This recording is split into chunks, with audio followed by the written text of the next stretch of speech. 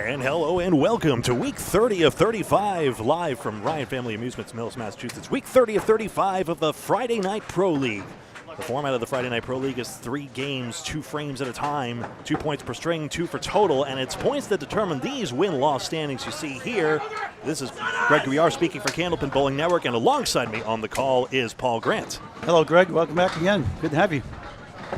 So we see it here. Both teams currently on the wrong side of that bold line under the 8th place right here, but Millis only 2 points short of that, and Lafayette just 3 short.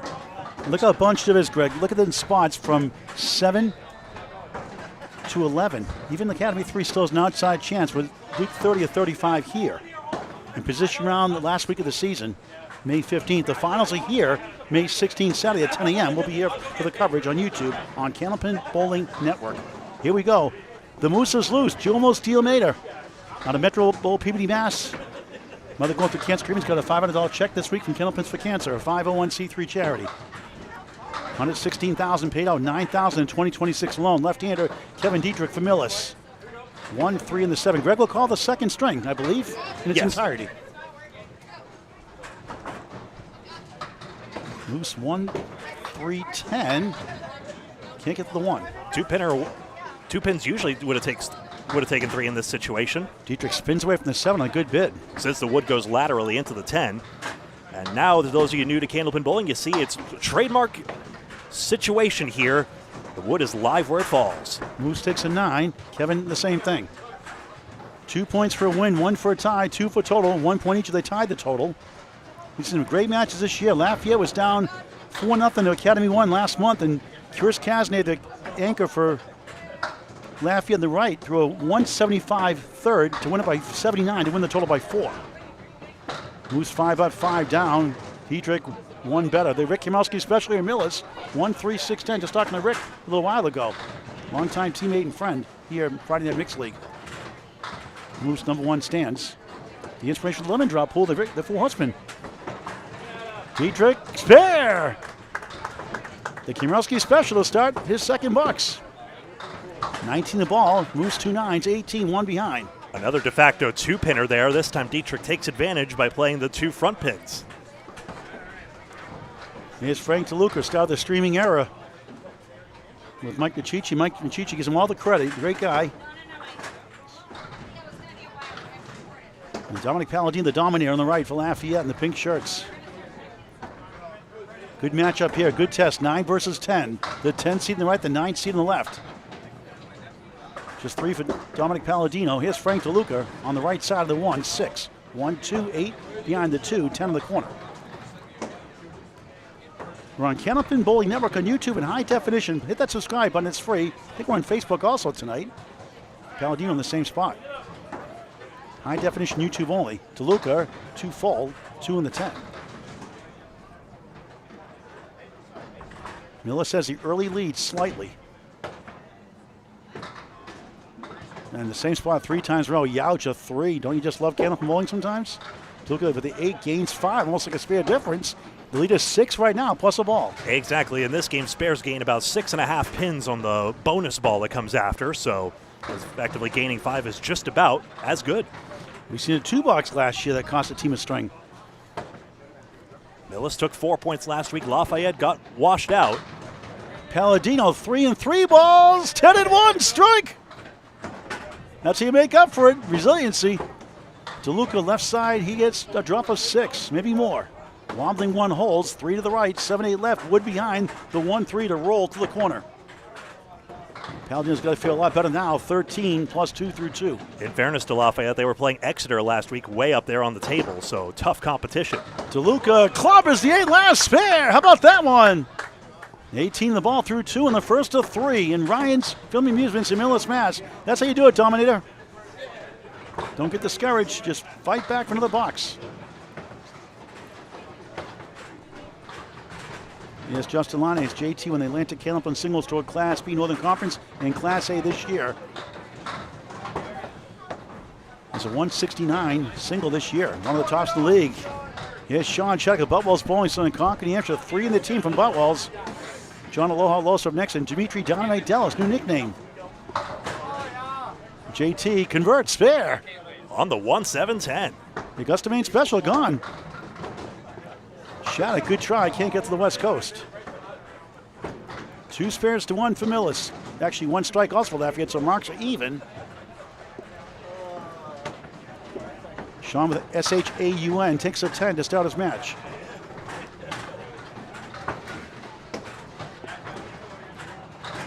Greg, you're on the background vocals, the technology, and the know-how. One way or another. Spread eagle. 4 fill, 14 through 1, tough break on a perfect shot. 2, 4, 7 left, right side pins, 3, 6, 10. Shattuck has the 8 left, 6, 10 right, wood in front, wood behind. And JT, same spot. Week 30 of 35, Shattuck trying to spin it over. Went for the 2 instead. Thought he might truck that wood. It was way out there. Wood frozen against the plate. Oh, look at this one! That is a Paul Grant special. Missed the second, make the third. There's a second ball, been $25 from Candlepin Bowling. Never a clean spread eagle without wood. A day late and $25 short. And I think that's the first time we've seen a Paul Grant special on a spread eagle. Wow. Want to see it again anyway? Nico highlight reel. Yes, pretty good. Nice bounce back after that bunny hole in that second shot. 24 through 2 in the first of 3. Shaun a pair of 10s. John Alosa. For Millis on the left, on the right side, Shaun Landry. Shaun S-E-A-N, like Sean Sears in Western Mass. On lane 22 of 22. Fires away in the pocket. It's going to be 8. Make it 9. Tips down the 8. Couldn't get to the 10. John won Class B the year before. Justin Lonnie's won Class B championship. Now in Class A North. 1, 2, 4. The 8 behind the 2. Landry spare. Sharpshooter. 10 on the ball for him. The 4th spot. Alosa's turn. Can he knock it down? He does. Matching spares. Another 4-pinner converted for a spare after missing the head pin for Ryan's Millis. Marks starting to stack up. You could track the open marks for each side with the yellow number and the Canadian smudges to the right of the scoreboard there. So Ryan's Millis is ahead by 2 pins plus an extra hit. Landry crosses over, leads to Greg's favorite king. 5 middle, 3, 6, 10 to the right of the crossover leaves Kings. I don't delight in it, but I understand it. Greg Gouillart, 2023 Incorporated. 1, 2, 10, the 7 falls for Alosa, 17 through 1. Gains a pin. Critical match of both these teams. Landry got the 5 and the 6 somehow. 3 and the 10 still there. Pin kicking forward, much like it did on Faye Sawyer's viral "How did that not go" moments. Alosa steals from behind, throw the flag, illegal block in the back. Back-to-back spares. The Millis effect, Landry at 9. 25 through 2, Alosa, a good start, 27 on the ball. And here comes the better brother Buffalo's Bowl's new nickname, Demetri, Dynamite, Dellas, the 3Ds. One way or another. Chris Cazenave, the Casman. On lane 22, the captain. I told him he's going to get a 175, 176. He's like, no way. You never know. Slams the pocket, 9. 10, strike. Maybe we'll get us 175. Blind side of the king. Dellas on 21, sends it left for 4. Our most recent Candlepins for Cancer champion. 24 years young. What a future he's been, has coming up. And what a last couple of years he's been. Class C Atlantic Candlepin Single Score Championship last year. Now in Class A, second in average. Missed right, 179. Slow start for the anchor bowler. Greg, the update, every 2 completed boxes. Great to have Steve Reno Sr., the Hall of Fame, here working tonight. Got a sky bar also. Dellas, nice, 10. That's a tough shot. 10 through 1. Kaz on a strike. 90, 80, 94, 90. It was actually a crossover on the strike hit, but the 5 does tip anyway. Greg's disappointed. Alas. 94, 90. Ryan's up 4 right now. Kaz temporary lead on the strike. 6, 1 wiggling 3, 7, 10. Decent wood. Dellas left side 6, make it 7, 1 wobbling 9 and 10.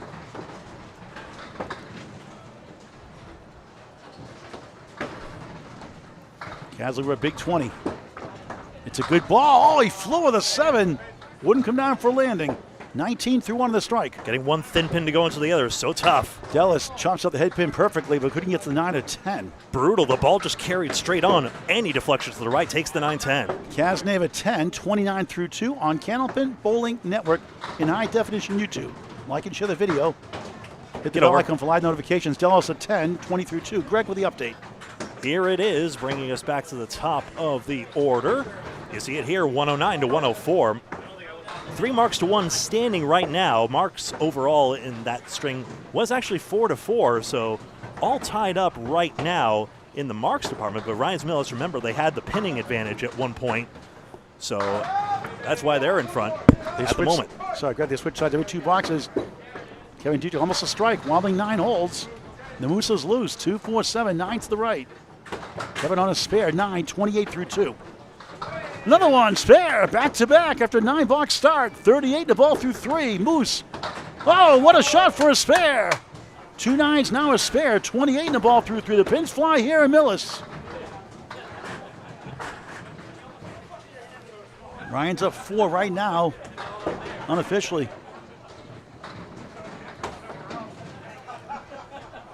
Kevin Dietrich was in the 380s last week, I do believe, so he's picking up right where he left off. 387 last week against Central 1 to help them get those 4 points.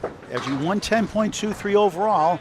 He gets 8, 9, big break, the 4 falls down. Back-to-back spare 9s, 47 through 3. Meanwhile, Moose, 8 left, 10 right, brutal.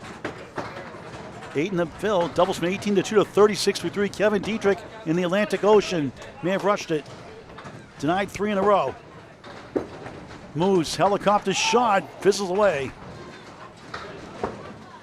If it had spun a little differently, could have kicked the 8. Dietrich a 9.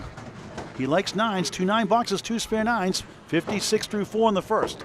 Moose a 9 himself, 45 through 4. Interesting scoreboard here. It does not show the 10 from the spare strike in the scoreboard until you fill it. But Greg has the update in the scoreboard as always. As you see it here. Oh, I had the standings up momentarily. So once again, here are the stakes here. Remember, 8 points are on offer in this at every Friday night match. Across all the matches that take place every Friday night, all 12 teams in action.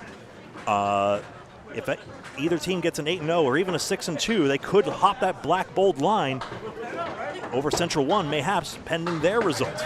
Frank DeLuca knocks down 9. He's got the 7 pin left up. 9 fill, 27 through 2. Dominic Paladino, a 3 and then a strike somehow. 1, rearranged 2, 4, 7. 1, 2.5, 4, 7. DeLuca, the left-hander for a spare. Yes! From Stoneham, Massachusetts. Back-to-back, 37 the ball through 3. Another 19 and another for Millis. Paladino clocks to 7 last. Spare on strike. Do all good games start with a 3 box? 23 through 2, 33 and a ball through 3. Mayhaps. It's the reason Millis, in part, Millis has an advantage right now, but again, 2 pins becomes 4, even though that sidewall action was a bit nervous. John left at the last digit be 3 in that scoreboard in the right column. DeLuca slams 9, 10, strike, bombs away, baby! Strike on spare, 3 in a row. 47 through 3, 57 plus 2 through 4. Who is this guy? And if Frank DeLuca's engine gets started early, this could be an easy night for Team Millis. Ryan Family Amusements, one of many Ryan's locations here in Millis, Massachusetts. All of them have arcades, many have bowling. Paladino, same spot after the 5 fill, 38 through 3, denied 3 in a row.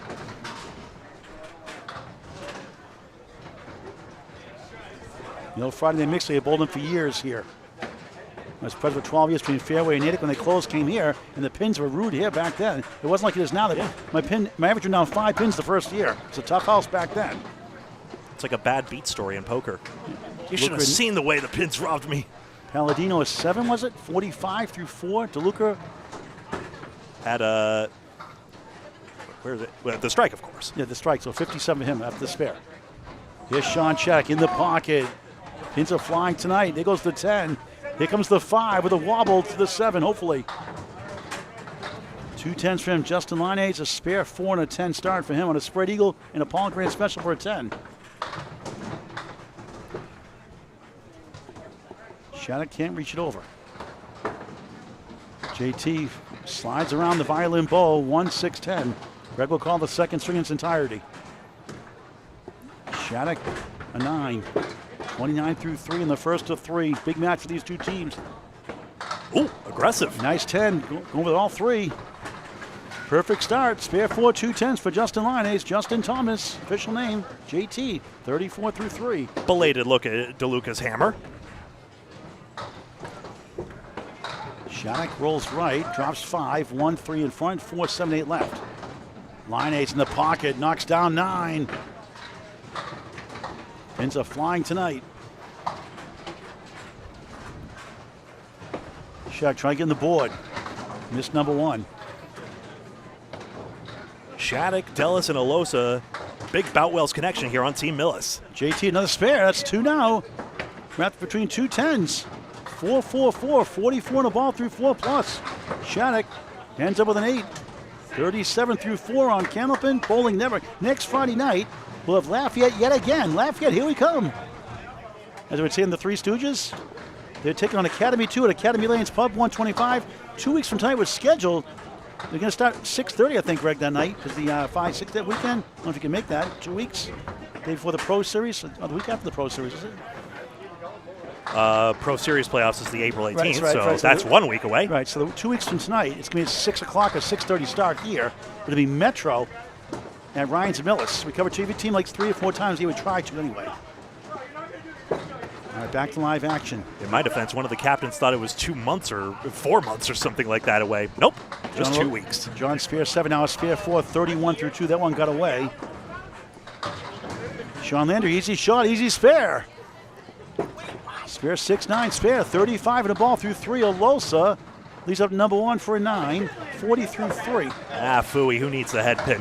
Landry actually getting that 2-pinner by bumping 1 from behind. Millis 210, Lafayette 198, 12-pin lead for the home team. Down 2 spares to 1 strike.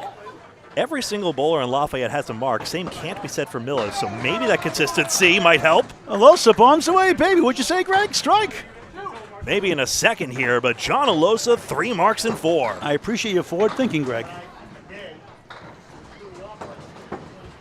And optimism is a key part of it. Lafayette scores were down versus Exeter as well. They knew they were against a strong opponent. Maybe subconsciously something was acting on it. Millis is no slouch either, but a victory they can have this evening.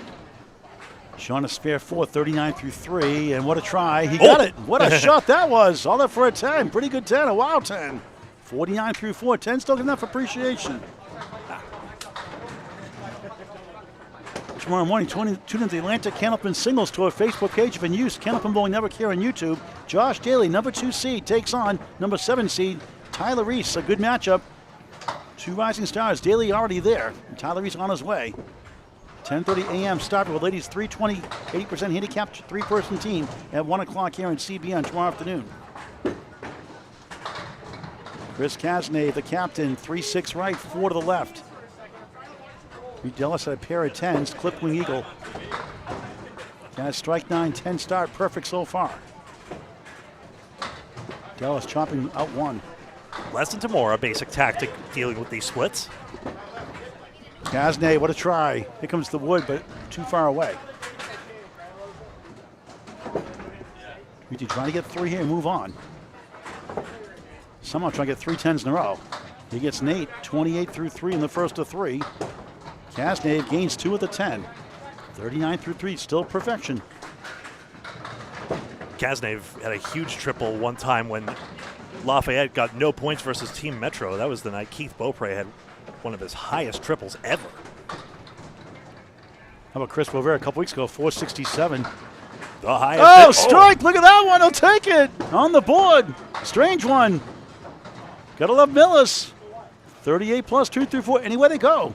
Well, where's my 120? Kaz has a 10-pin for a spare.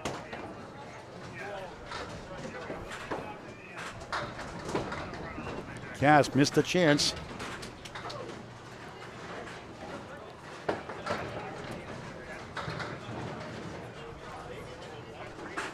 Over 1,500 subscribers now, and that's a Paul Grant special. Missed the second, make the third. Not a good time for that 10. 49 through 4. More about Candlepin Bowling Network in just a moment. The update from the soothing sounds of Greg Gouillart. It's really one of the few seriously missed opportunities by Lafayette, who generally are bowling well. Just Ryan's Millis is on another level right now. marks in that last pair of boxes with 5 marks to 4 Ryans. And how well they're filling them is a big part of things. David Gallant's watching as usual, Oshawa, Ontario, Canada. Nico wants to give a high five to JT instead of $25, missing that spread eagle for a spare. Then getting the Paul Grant special for a 10. Jim Lazinski, good evening. Scott Hodgson from Raleigh, North Carolina watching. Alexia Bell, good to see you. Minner at the Rollaway Lanes fundraiser. Sorry about that. I usually have chat up for you. Shout out to Greg and myself. Thank you, Alexia. Very kind. Always great to work with the great Greg Gouillart. Moose 6, 9, 10 triangle. 5 middle, 8 left for Dietrich. Kevin 56 through 4. Moose missed right. He had 45 through 4. A spare for Dietrich on the board again. Third time the last 4. No 9 this time. At least it gets 9 filling the box. 8 for DeAlmeida. 53 half.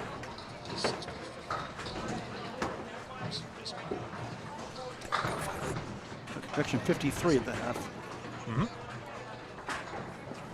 And next week, Rebecca Graham is going to be Lafayette at Academy 2, the scheduled match, as of now. Dietrich, 9, leads up the 4. Third 19 box for Kevin Dietrich. He likes the 9s at the end of each box, it seems like. 9's a wild, look at that. Moose on the 10 pin, no good. Out of the ocean, 9 box, 62 through 6. Dietrich, another one. Back to back for the second time, the last 5. After 75 through 5, 85 in the ball through 6. He's having a good time right now. Give him a drug test.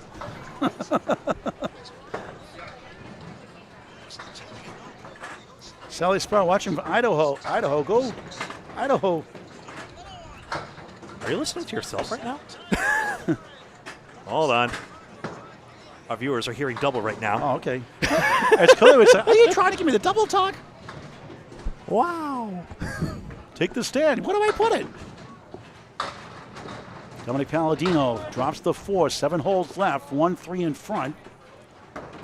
Is Kevin learning German? Oh, because 999. Haha. I get it. DeLuca's on a strike. Good ball leads to the Canadian bucket of 5.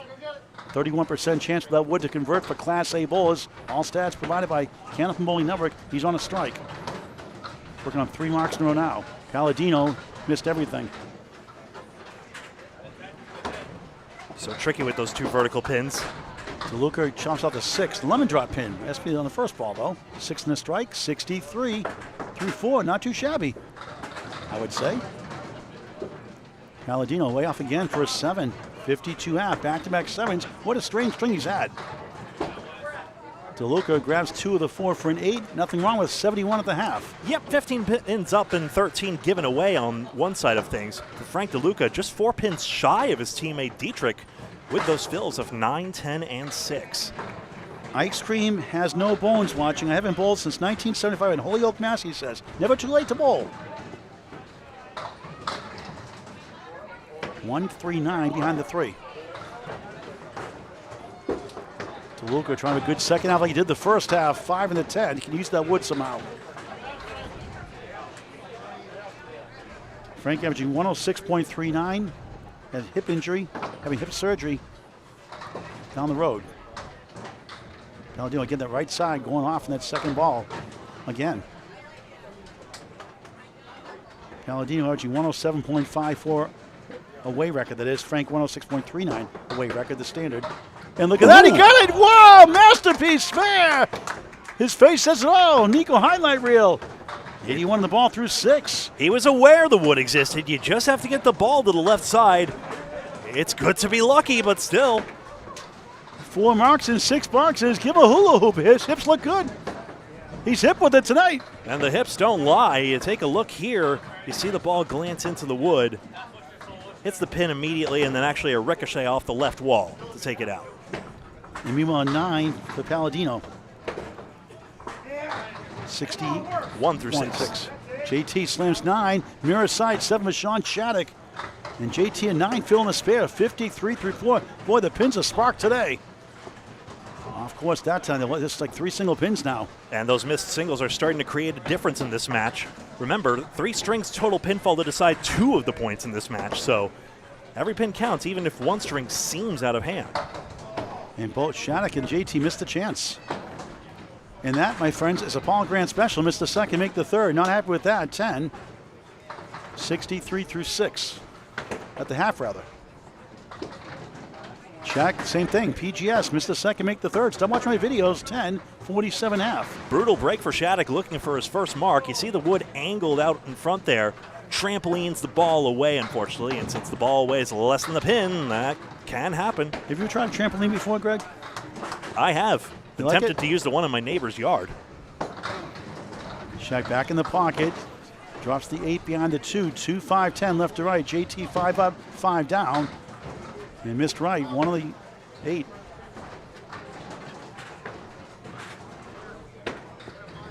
Tight match. Shattuck won't go. 2 in the 10 still there.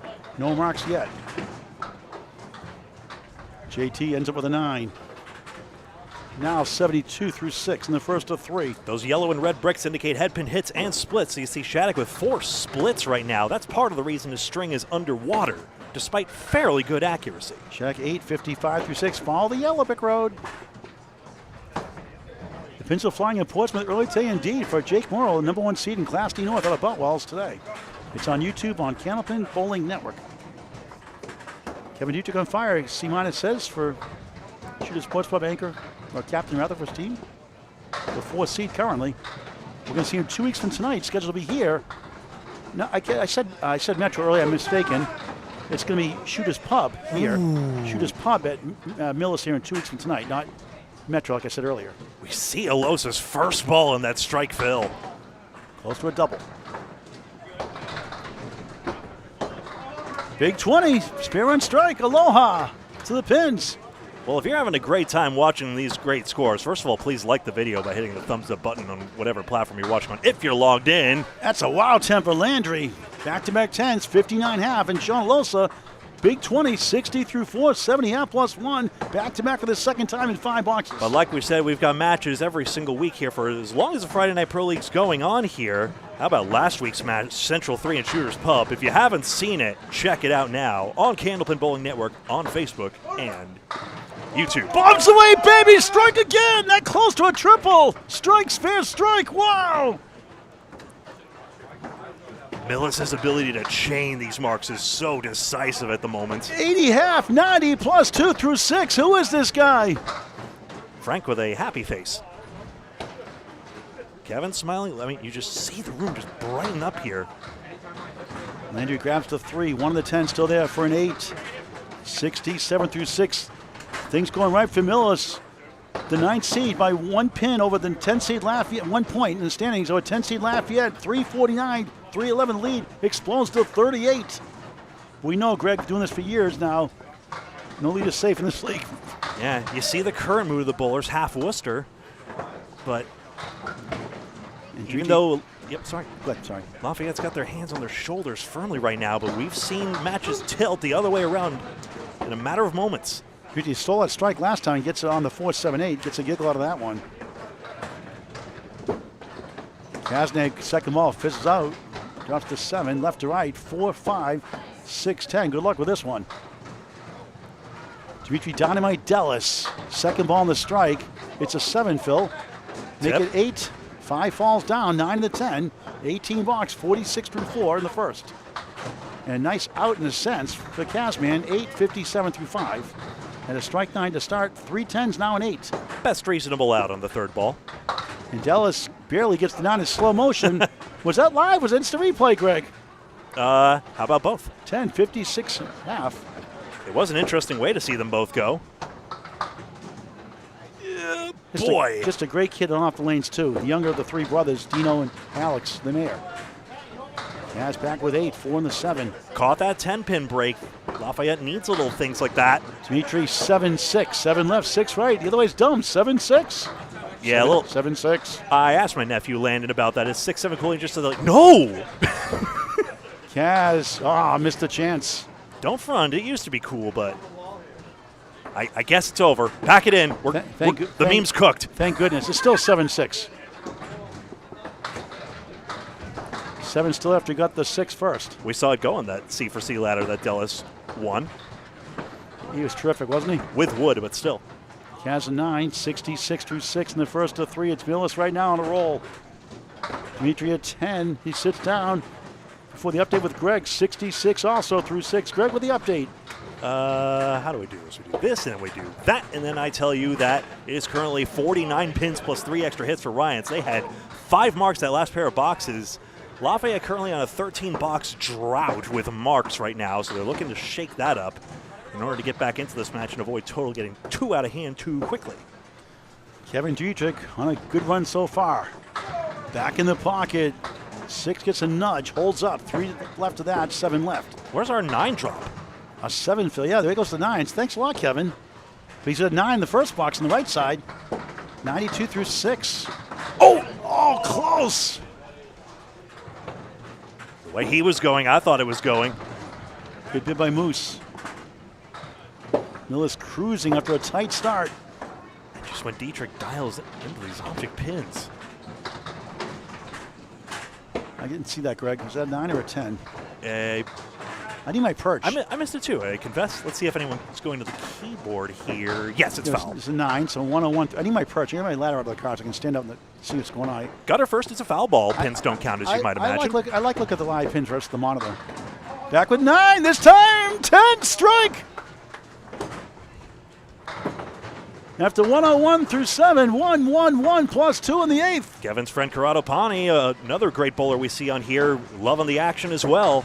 Great to see him and everyone in chat. They tease each other all the time, those two. Moose, spare. Nice pickup. 82 in the ball through 8. Spare back in the 3rd. Second spare in the string. Lafayette trying to fight back, down 403. 348. Greg with the replay. A subtle headline there. DeAlmeida busting up the drought.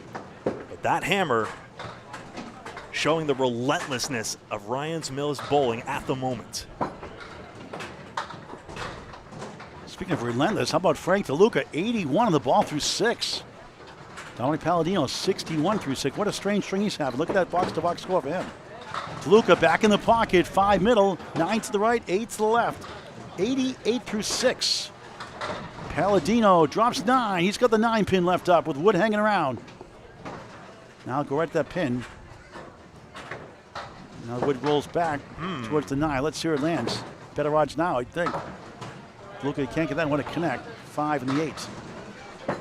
8 is the left pin, by the way, if you don't know the pin numbers. Some don't know the pin numbers. 1 in the front, 2, 3 left and right on the second row, 4, 5, 6 across the third row, left, right, and center, and 7 through 10 in the back. Paladino spare.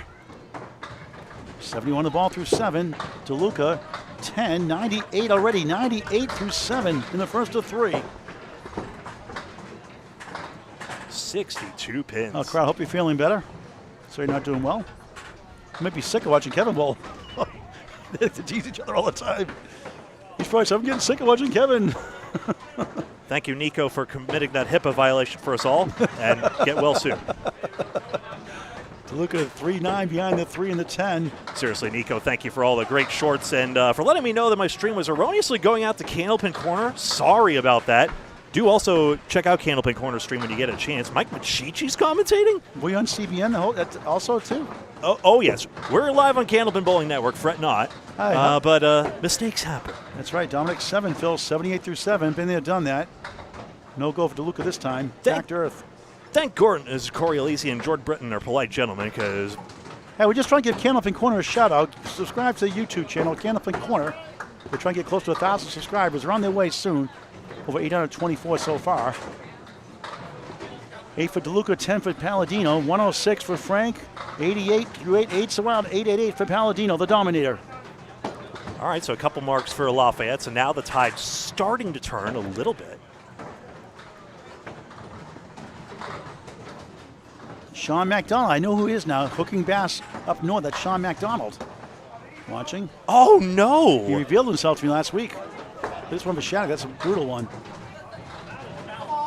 Oh! JT gets a strike.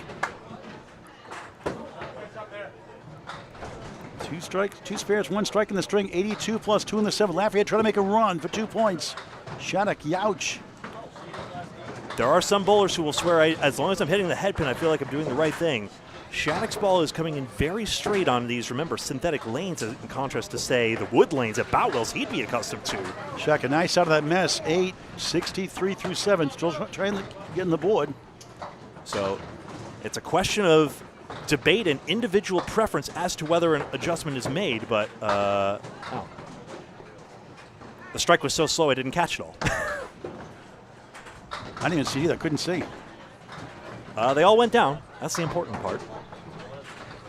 Good to see you, Shaun, as Paul mentioned. No strike, JT, a clean one this time. No slow motion that time. Bombs away, baby. Double strike. Thank you. Not going away. Thank you for giving us a better one. Here comes the power of the double strike. And just the kick, somewhere or another, that Lafayette needed. Missouri Meathead, thanks for watching. Kevin. It's $5 in Super Chat. Thank you very much. Thank you, Kevin. Always appreciate your support of our network. Shattuck 9, no marks, 72 through 8, pinning well. And Lafayette only down 40. Seems like a lot, but they got a double strike on the board. 2 spares to 2 strikes for Ryan's and Millis. So Ryan's still likely 2 points here. But never say never in this game. John Aloha Alosa. Strike, spare, strike in a row. 3, 6, 8 left. Shaun Landry, 67 through 6, takes down 9. Same spot for a spare, the 5. Shaun for another big 20. Oh, couldn't quite get to the 8. Heavy on the front pin, but that's harsh. 9 in the strike, 99 through 6. Oh, you can feel a breeze back in that one. For Landry, missed the chance. Another single they've missed, 4 or 5. Alosa clobbers it for a 10, 109 through 7. And that's a Palm Grand special. Missed the second, make the third. Too many of those tonight for Lafayette. The 10th seed trails the 9th seed, Ryan Millis, a 10. So a lot of the Lafayette bowlers headed for hundreds or so strings if they don't get a few more marks here. But Ryan Millis totally with a time warp forward with their scores. It does look like a flux capacitor, doesn't it, Justin Lapinese? Nice to see it. Seven's a wild, 7-7-7, 77 through 7 Landry. Now he has the 2-10 chance with wood to help, maybe. John has the 4-7, Jon Alosa, Alosa. Alosa, spare again, 119 in the ball in the 8th. And 4 marks in 5. Landry missed the pin, the wood carried it, but not to the 10. Millis right back, pushing the lead back up. Landry at 10, Shaun 87 through 8 on Candlepin Bowling Network. Greg, how can they get CBN? You found one way, but there's 2 ways, YouTube and Facebook as well. All our streams are on YouTube. Most are on Facebook as well. So check us out, Candlepin Bowling Network. Like, follow, and subscribe so that you're always in the know about the latest Candlepin content. You can see Justin Lapinese from Western Mass Bowling, great guy. Here's Demetri Dynamite Dellas, both at 66 through 6. There goes the 7, the 6 holds. Explosive bowler. Down with the 6-7. Kaz, strike, bombs away, baby! They're on a mini strike run right now, 76 plus 2 through 7. Has strike 9 to start. He's only 2 marks. 3 strikes in the last 5 collectively for Lafayette. Dellas for a spare, bang! 76 in the ball through 7. 1 strike, 1 spare for the young gun. Averaging 121.2 overall. Away average, Chris averaging 111.21. 10 pin difference in average. A fight for the playoffs late in the season. Dellas rocks the pocket, flies over the Canadian bundle of 5. 81 through 7. Kaz crosses over, 9-10. He gets a double strike. Wow! It's strike city for Lafayette. Lafayette, here we come. Making Curly the Three Stooges proud. Dellas almost. Just a little thin on the front pin there. Blank won't push. Look at the lead now. It's dwindled down. That includes the strike box, not including the fill, but that includes the 32 boxes for each bowler. Demetri at 10, 91 through 8. Greg with the update. Here it is in just a moment. We see it here, 499 to 455, but 5 marks to 2 if we say Lafayette has 2 open marks each for Lyonnais and Cazenave's double strikes right now. Still, Millis has a significant lead as we go to the final 2 boxes, but not insurmountable, especially with the high fills we've seen right now. DeAlmeida on a spare. Kevin Dietrich on a strike. Remember to watch the yellow numbers to the right of the scoreboard, too. That tells you the open marks. Moose a 6-pack broken up by 1, a 5 fill. 87 through 8. Dietrich on a strike. He gets a double strike. We see 3 the strike. Wow! Get the highlight reels going. Nico Moose missed number 1. The highlight reel is going to overheat Nico's laptop at this rate. 2 punches for Lafayette. 1 counter punch for Millis. Moose a 10. 97 through 9. 9 blocks to go. Millis trying to get the first 2 points. Lafayette still got some work to do. This is Kaz's strike from earlier.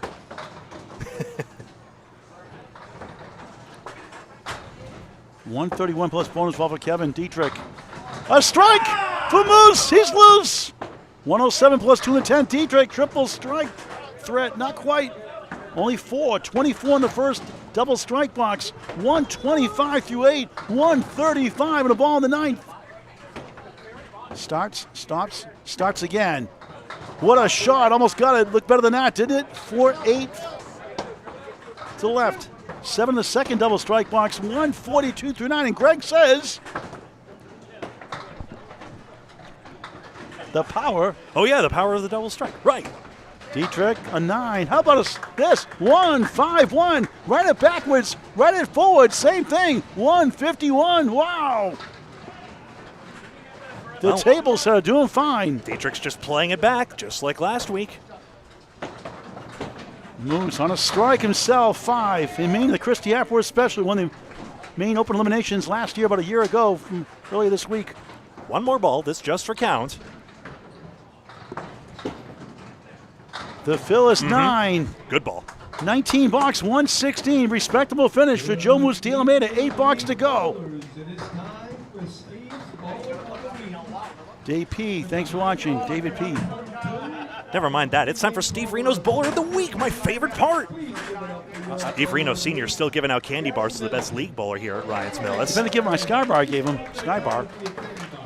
It's usually Snickers in his case. I still have the Snickers wrapper from the one time I got it. He always has a knack for calling it out when you're actually on the lane bowling. All right, both balls, none on marks, believe it or not.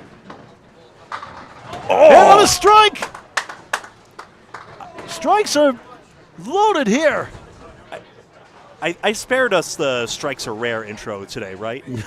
98 plus 2 of the 9. DeLuca sends it on the 6-10. And Lafayette not quitting here. Still, they have some work to do, but they're doing everything right at the moment. The double strike fills in a moment from Kaz and JT are going to be so important in a moment. DeLuca 1 and the 2 hang on. Pretty lucky to get that much. 6 net second ball, maybe 5. Like I said, it's not going to be the flashy 151 of his teammate, but DeLuca going into the 120s is a significant gain for the boys in purple. DeLuca splits the uprights for a 10. 116 through 9. He had a 71 half. Landry's finding the head pin for Lafayette. We know Lyonnais and Cazenave are hot. And then it's just a question of can Shattuck finally get some luck here? He's been walled out a bit because of all his splits. Will that change in the final 2 as well? Millis up Hawaii 5-0. Book him, Dano, 50. Paladino trying to get double strike for a 3rd time for his team. Millis has 1 already here in the first. 1, 2, 8, 9. DeLuca back in the pocket. Domino's 9. A wiggle on the 4 holds. You were hit. You were hit, stupid. Greg Gouillart, 2023 Incorporated. I did not invent you were hit, get over for the millionth time. You said stupid, though. You got the right to stupid. Did I? Oh, stolen spare. Throw the flag. Illegal block in the back. Big 20. 108 through 9. Massive 20. 118 the ball in the 10th of the 3-box start. This ain't over yet. DeLuca missed it. Not trivial. Not a trivial piece of wood, liable to deflect the ball, so even the 10 isn't easy. If you play it low enough, it should go, but it's not a gimme. And that Won't go, still for a 9. 125 first string. An excellent string, but a missed opportunity on the end as well. And now Lafayette down 39 pins, but with 4 marks in hand, they probably still need 1 more mark gained. And 2 are double strikes, right? Yeah. Paladino drops 8, 2 left, 5 right. 8 in the fill, 126 finish. After 52F. Justin Lyons will go for the triple strike himself. 1 of 2. Leads dwindle to 31 for Ryan Millis. What a match it's been already. We still have 2 more after this. Greg will call the second string in its entirety. Who thought Millis had the 2 points just firmly in hand? Oh, this match is a runaway. JT, triple strike threat, too far right. The Rick Kamalski special to Millis. 1, 2, 4, 7. 26 in the first double strike box. 98. And a strike for Shattuck, his first mark. 82 plus 2 in the 9th. Oh, wow, what a shot for a spare on double strike. 98 through 7, 118. Here you go. Plus in the 8th and now 128 in the ball in the 9th. 4 horsemen did go, but Shattuck getting that hammer there. What an opportune time. To stop the bleeding. JT pounds the pocket. 6 holds right, 4-7 left. Youch, 7 to fill, 135 through 9. The power of the double strike yet again. The wood is live for JT, but what sort of deflection could he possibly do with this? 1 of the 2. That was close. Never got a piece of it, but it was close. Shattuck, second ball on the strike, a 6 fill, 88 through 9. It's 5, I do 5, believe. sorry, 5, 87 through 9. Couldn't see the on the pin from my angle. It is 5. My turn to make a mistake, don't worry. JT 10. How about a 145 first? Shattuck in 9, 96. Disappointing opening string. But that's why you have a team. And $4 to go. Greg with the update. Here we are. It's down to 12. The lead is down to 12, and Lafayette has that extra mark because Cazenave has 2 open strikes on his side. And those 30 pins are already included, not the fills. Millis still has the advantage. It was 50 just a moment ago. It's 12. How about that? Just checking in here. Scores are official, even though they aren't always, but I just cross-referenced. Shaun Landry steals 8, maybe 9. Yeah, he stole the head pin. Massive break. The Zareks pin the 7, holds up Alosa on a spare. 1-3-10 chance, 17 bucks. He's at 126 through 8. Insanity here. Millis is just the first string. Who needs the head pin? Landry's consulting. You see, this looks like. Actually, no, it's a deadwood. That's a deadwood check right now. Kevin has a wander to see and is not interested because there's a painted line there, and the pin is beyond that painted line just in front of the pin plate. 2 feet in front of the head pin. There it must remain. What a thrilling first string, Greg. Whichever way it goes, and every point significant in this late season playoff race. Landry knocks it down, spare. 97 the ball in the 9th. Alosa, aloha, spare. Back to back again. He had 3 in a row earlier, 2 in a row to start the string. 136 in the ball in the 9th. Rock'em, sock'em, robots. Both taking advantage of their break on the first ball. Millis up 19, but down in marks right now. Landry on the spare, drills the pocket, 7, make it 8. 5 of the century, club of the 9th box, first string, Alosa 7, him 1, 6, 10. We just saw this one. It's 2 spare 7s, 143 through 9 in the 150 club. Landry for an important shot, yes, spare, back to back. 115, the ball in the 10th, Alosa for another one, no. They'll try to get to 153. Guaranteed a 150 string either way. Any man who throws 120 is proud of themselves. 10, 153, first string, wow. Balls are zinging it tonight. Even if the conditions are favorable, but now Lafayette has enough marks, they no longer require another to take the lead. Incredible. Down 50 a moment ago. Landry sends down 7 more. He gets a nice 122 finish. It's down to 11. And Shaun Landry does his job in the 4th spot. Now the anchor's away. Chris Cazenave, the anchor for Lafayette, in the pink shirts on the right. Close out the first. 6-16, 6:05. They're down 11. He's on a double strike now. No marks for Millis for Demetri Dellas. A 6 fill on the first ball, and Lafayette takes it all back. They take the initiative going into this 9th box. Scott, thanks for watching.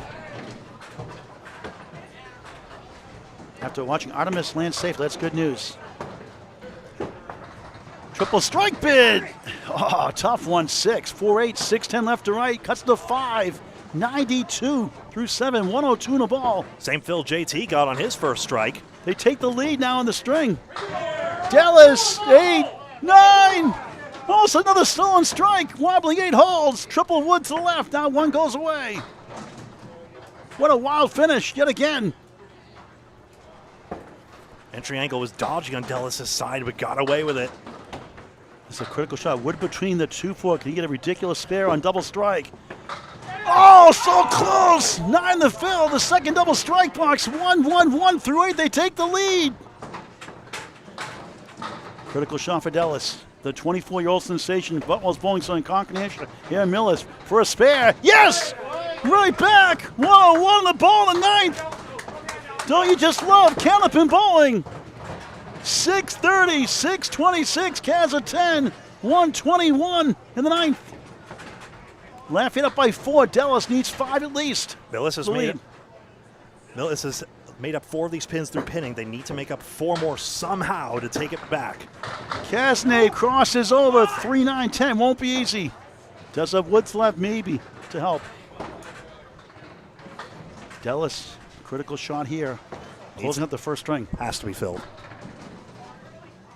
4 to tie, 5 for the lead. Smokes the pocket, bombs away, baby! Huge strike on spare, big 20. 1 through 9, 121 plus 2 of the 10th, clutch. Surely that's given Millis the win. Well, Caz has to get. A way exists for Caz got to get this first. He could mark, he could outfill, but it's so hard to do even on a spare. Won't get it. Millis survived. They had a 50-pin lead. They lost, were down by 4, and Dellas come through big time after a tough start. And to think a score in the 630s is going to be no good. Field goal for Nate Caz, 129 opening string for Lafayette. What a string, 638, not enough. How about that? The bottom score was 116 on Team Lafayette. They were firing on all cylinders. Now, could we see our 4th double strike of the string? 3 already, right? But 151 Dietrich, 153 Alosa. Dellas soft hit 4 on a strike, trying to increase the lead further. Only in the 130s. They'll try to get to 131 with another big 20.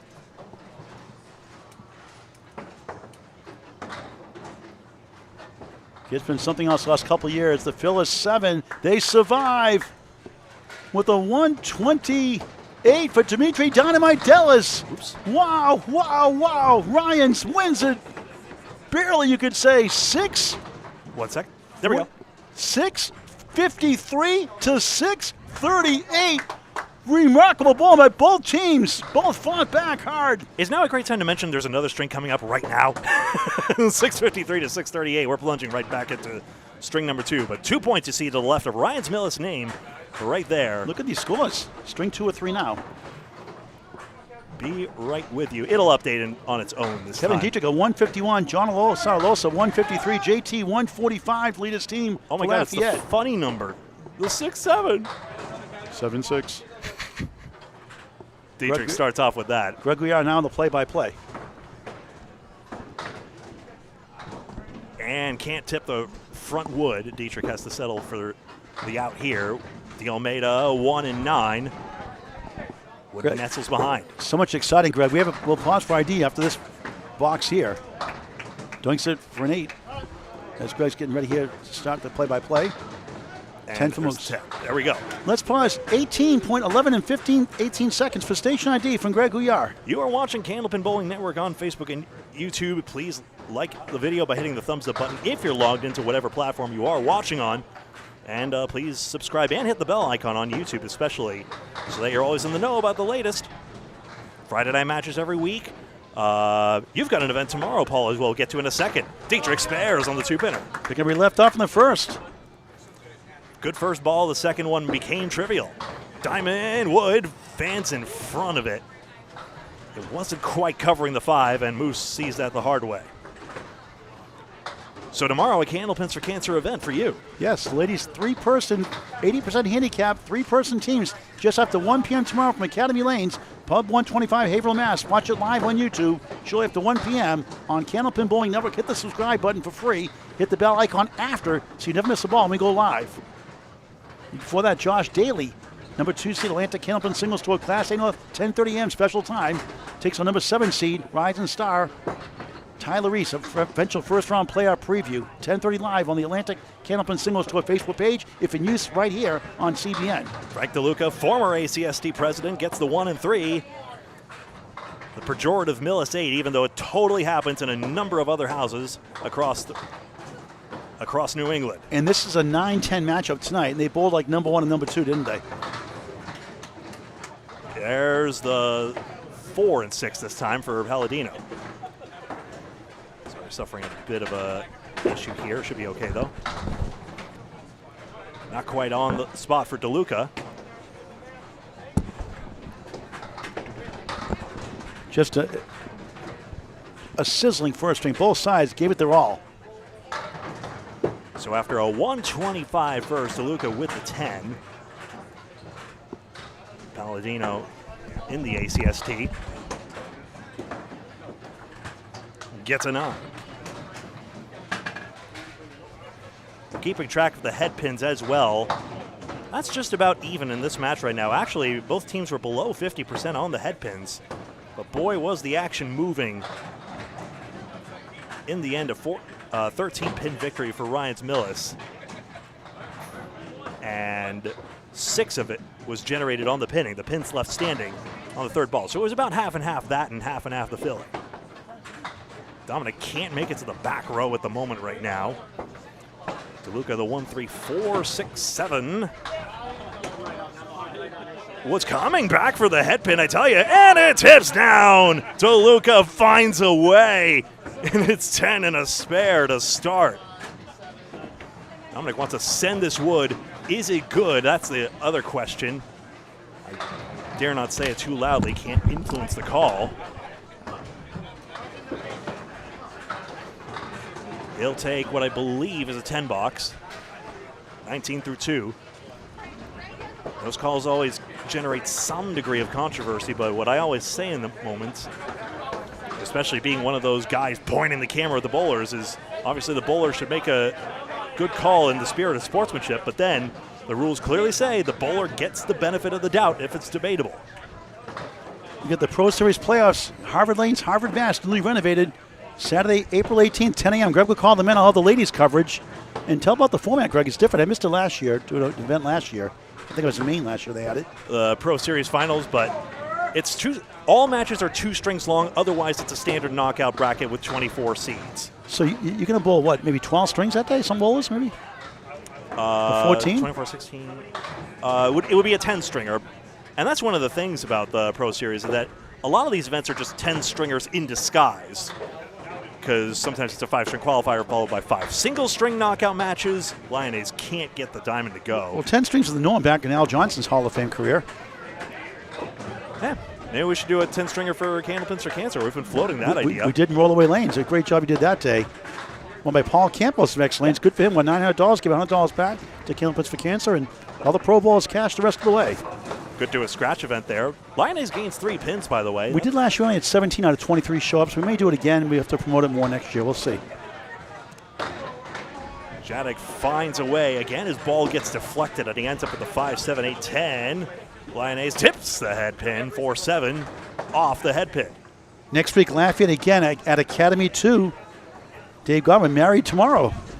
Mr. 235. Congratulations. And no 7-pin Shattuck. Pin just popped straight back. JT gets deflected and does not make the 2-pinner. In 2 weeks of tonight, Greg, we'll have Shooter's Pub. I mentioned Metro earlier. It's Shooter's Pub at Millis. That'll be an early start because of the 5:60 in Augusta, Maine the day after. So it could be 6:30 or 6:45 start, maybe 7 o'clock start, earlier than normal. 2 weeks from tonight, April 24th. So Lafayette 2 weeks in a row, and Millis 2 out of 3 weeks. And a battle for the top 8 spots. One more look at it real quick. Here's the standings. That was coming into tonight. Remember, Millis has 2 points now, so in theory they're tied with Central 1, depending on what they did in their match. And look at 7 to 11. One match, if 8 points each match, 8 points separate 7 to 11. That's a big gulp. Alosa, starting with 153, has 147.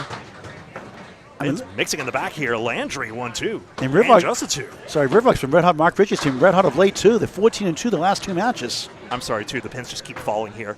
147.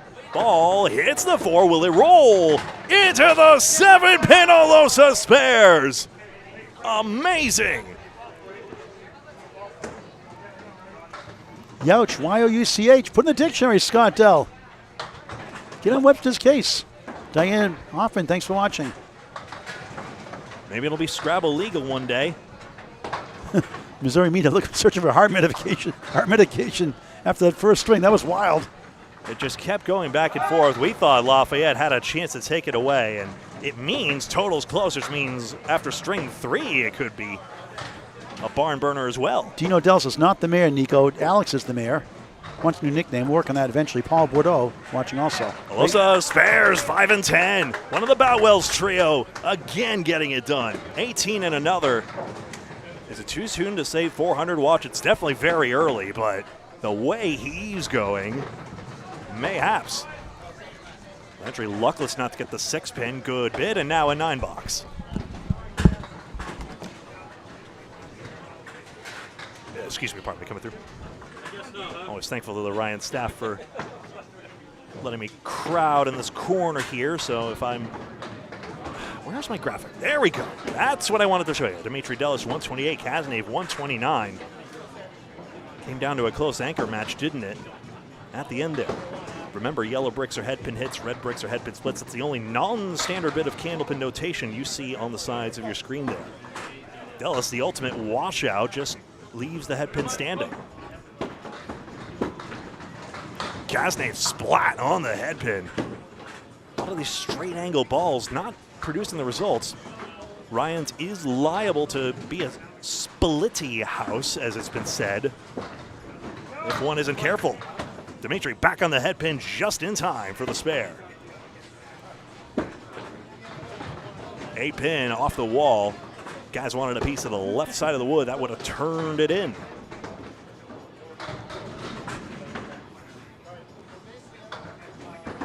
Still pantomiming himself how he wishes the shot could have gone in this situation.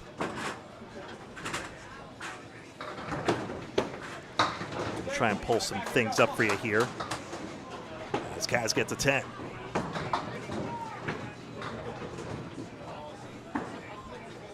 Where are we?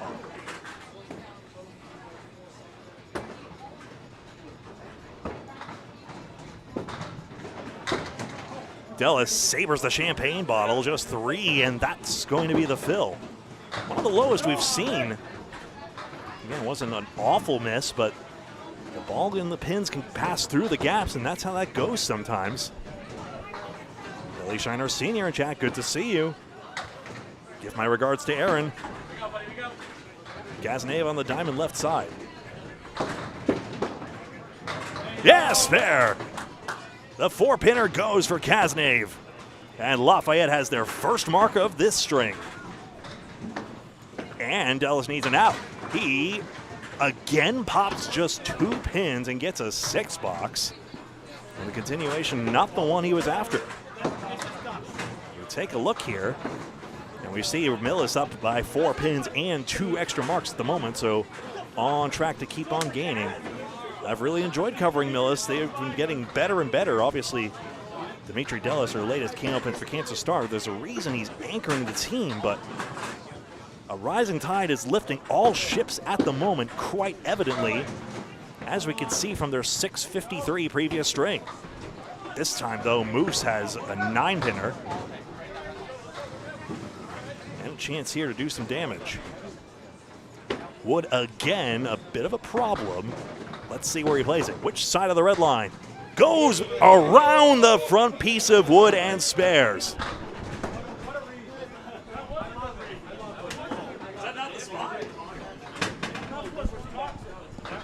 That's what I thought. Yeah, he was aiming there. Trying to seek confirmation if that was where he was aiming it. I believe he said it was. Dietrich gets stuck with a 2 fill and a 9 box. One more look if we can real quick. And you see he just dodges that front piece.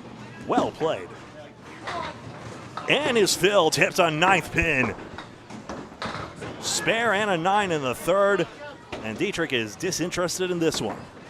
Obviously it goes. Lyonnais showed us earlier. How about it? Yes, turned in. 19 and another now for Lafayette, the visitors.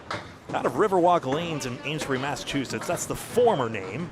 A team also competes under team Riverwalk Lanes with Mark Ritchie himself, the owner, on the team. Dietrich, that's 2 object pins now, still struggling. Just 1 ball away and then ends up with a 7 box. Ain't that the way?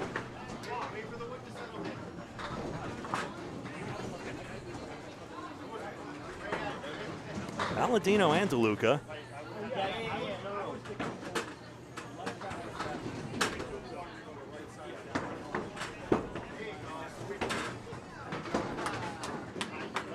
Supposed low averages on the team, but both of them managing scores in the 120s, key to their team's success. Into the head pin he goes, evens up 2, 4, 6, and 10 is Paladino. DeLuca, that's wayward, and the fill is 2. So easy, just the slightest drop at the line was a big problem. Scott asks if their lanes have no oil, is there an advantage to throwing a hard ball to throwing hard and straight as opposed to a ball that hooks? Well, certainly a hook ball in even those old brochures, even some that I think might be on the ICBA website, I've forgotten, on some anyway. DeLuca +3. Some of the old brochures say, don't throw a hook ball, it's one of the least reliable. Maybe throw a cross lane ball, you know, much like Demetri Dellas, who comes very much from the corner of the lane, and we've seen others do that as well. Even DeLuca, to a certain degree, I think, is very much from the corner of the lane. But a break ball is the other alternative you can do, where it breaks ideally into the pocket. Lucklessly for Paladino, not quite like that, and it develops his 4th split. Frank Face gets the 1, 3, 6, 7, and 9.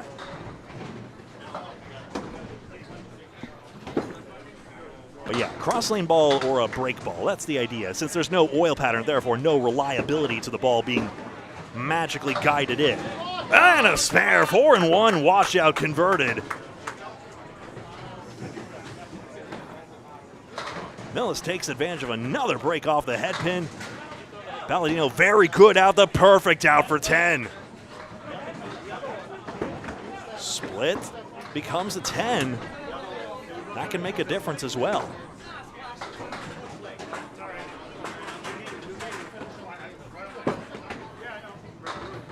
Lyonnais, one of 2 Lafayette bowlers with a double strike in the last string. Remember, he and Cazenave had it, and Dietrich did as well. Imagine if any one of them didn't, this match tilts a whole different direction. 4-pinner Wood covers. Lyonnais spares. Pin perfect through the first 3, as I say. And Wood coming across it. Just missed the 10 for Shattuck. Darn near came back for it. He'll settle for 10. So the pin's not treating Shaun with any degree of kindness.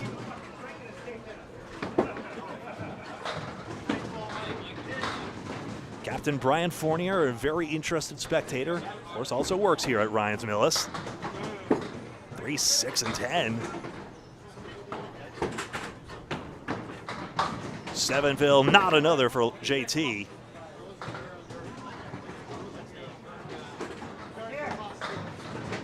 And just 5. Again, Shattuck cannot drive through to the 5. Just has not figured out a way to get his ball to just keep driving on through. His ball speed is certainly not the problem, north of 31 miles an hour, so it must be the angle, I suppose. Obviously, being off the head pin is a tough place to be in the first place, but still. Who else do we have? Oh, Michael. Michael, you said hi. Hello. Good to see you. Gam Green, always a pleasure. And you're going to go to, Scott, you're going to go to Apex Albany. Very nice. I've never done Candlepin Bowling at the one in Marlboro, incidentally, but they have some lanes there. They also have big ball lanes next door. Please, to the folks who goes, please do not confuse the two. That would cause a lot of problems for the ball returns. Oh, spare Landry. Just blew that one apart. And Alosa sails the head pin straight into the 9 and needs an out suddenly. So a big break for Lafayette against a 5 box, and that's a double mark swing. Team Lafayette, 180 pins. That's 13 pins and 2 marks in front. Greg Gouillart alongside Paul Grant. This is Candlepin Bowling Network, live from Ryan Family Amusements in Millis, Massachusetts, with the visitors, Team Lafayette, the former name of their home Riverwalk Lanes in Amesbury, Mass. Full standings available by pulling down the description and seeing the spreadsheet that Secretary Corey Alisi, same guy running Candlepin Corner, and their simultaneous Friday Night Pro League stream. You can see the standings there. Pull down the description. Just 4 pins on this fill. Alosa spread eagle. Less than 1% to go, even though we've just seen that happen. One would manage its escape velocity just like Artemis did, but unfortunately, 3-6-10 remain. That's how that 1 and 2 leave is usually played, to go for the doubleton on the 3rd ball, and you see, gains 2 pins. So a small victory for Landry, but they can add up.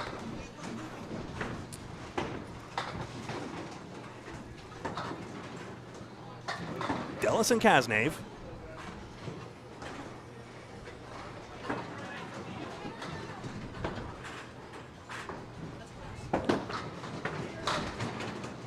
Down it goes, and again, this horseman variant where you see the plank nestle in the middle, it's benefited Millis a few times. This time Lafayette will get the benefit. Demetri, that's deadwood. You don't work here, bud. Wait for someone else. Dellas, like his brothers Alex and Dino, employed at their father's bowling center, Boutwell's Bowling Center in Concord, New Hampshire. Hello, Andy, if you're watching.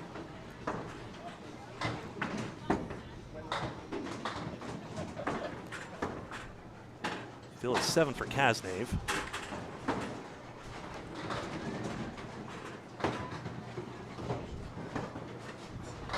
I was 2 pins too high on Dominic Paladino's score at one point. He's on 33.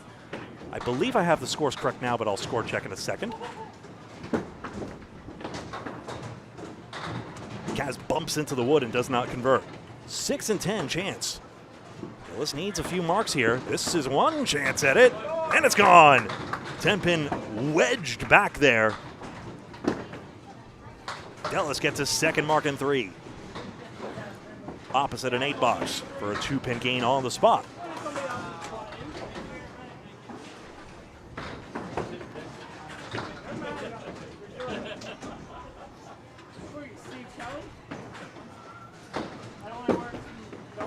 Here's Cazenave, triangle number 2. About a 50-50 proposition, these things.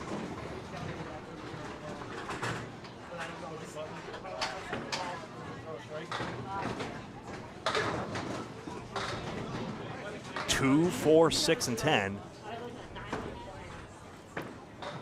See, it makes sense. When's the big day? There's a try. Oh no, crossover side.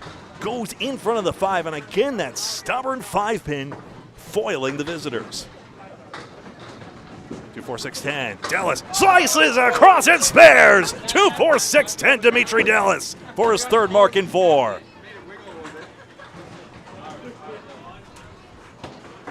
It's opposite a 9 box. Would you like to see that one again? A big shot to try and claw RFA back in. Wood slightly back there, but really not a massive factor. That was a huge shot. As Dellas' cross lane ball makes it all the way across.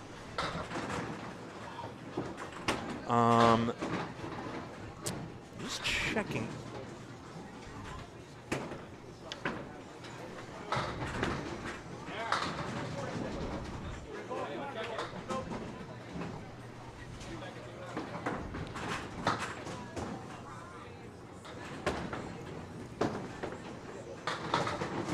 Just need to check in on the scores here real quick. 5 fill for DeAlmeida. Excuse me just one moment while I check in.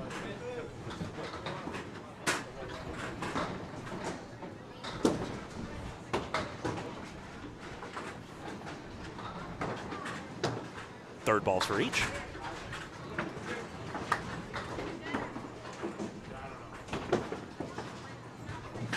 That's 9 versus 6. Dietrich gains 3.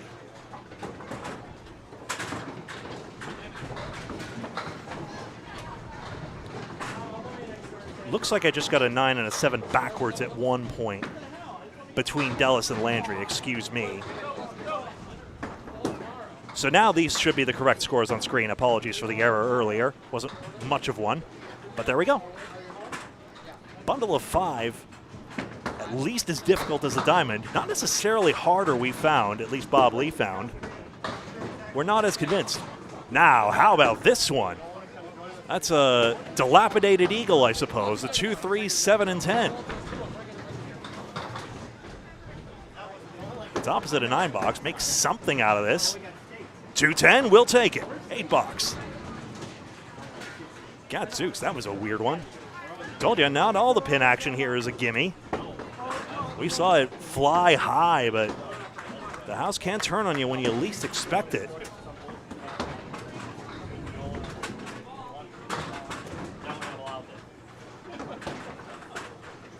DeLuca having a good evening right now. Didn't get the fill he wanted on the last one. But against his split-bugged opponent, a chance to pull ahead. Got his head pin and the fill is 10. Strike on spare DeLuca, a 3-mark half. Paladino back in. Tips the 5 slightly, but it leaves the corners full. 7-10, the wood is live if he hits it on the lane, of course. But again, pray tell, how does this do anything? He'll try to turn it somehow, pops the action over the 5 spot or so. Sky, I don't know the Forever U.S. Candy Bar. I never heard of it. Forever U.S. Candy Bar. I like the Sky Bar. Hello, Paul Grant. Well, it's good talking to my friend Rick Kimrowski and Deb Kimrowski, his wife. She's a hot ticket. Bowled in there for years in the team, the league we ran as president for 12 years in Natick Fairway, and then here when they closed, it was a tough house. It's good to see some old teammates and friends in the league. So many friends here from years ago. And still a lot of continuity considering where we are. Still a lot of continuity among the leagues. DeLuca, does he have a double in him? A little light on the head pin for it, but the fill is 7 to begin. Triangle number 6. Paladino down the middle, and again an eagle variant. 6 splits to begin his string. Youch. He's got his object pins, but Scrabble does not have a new entry in the dictionary. Just light on the triangle try. Millis settling for the 8 fill on this.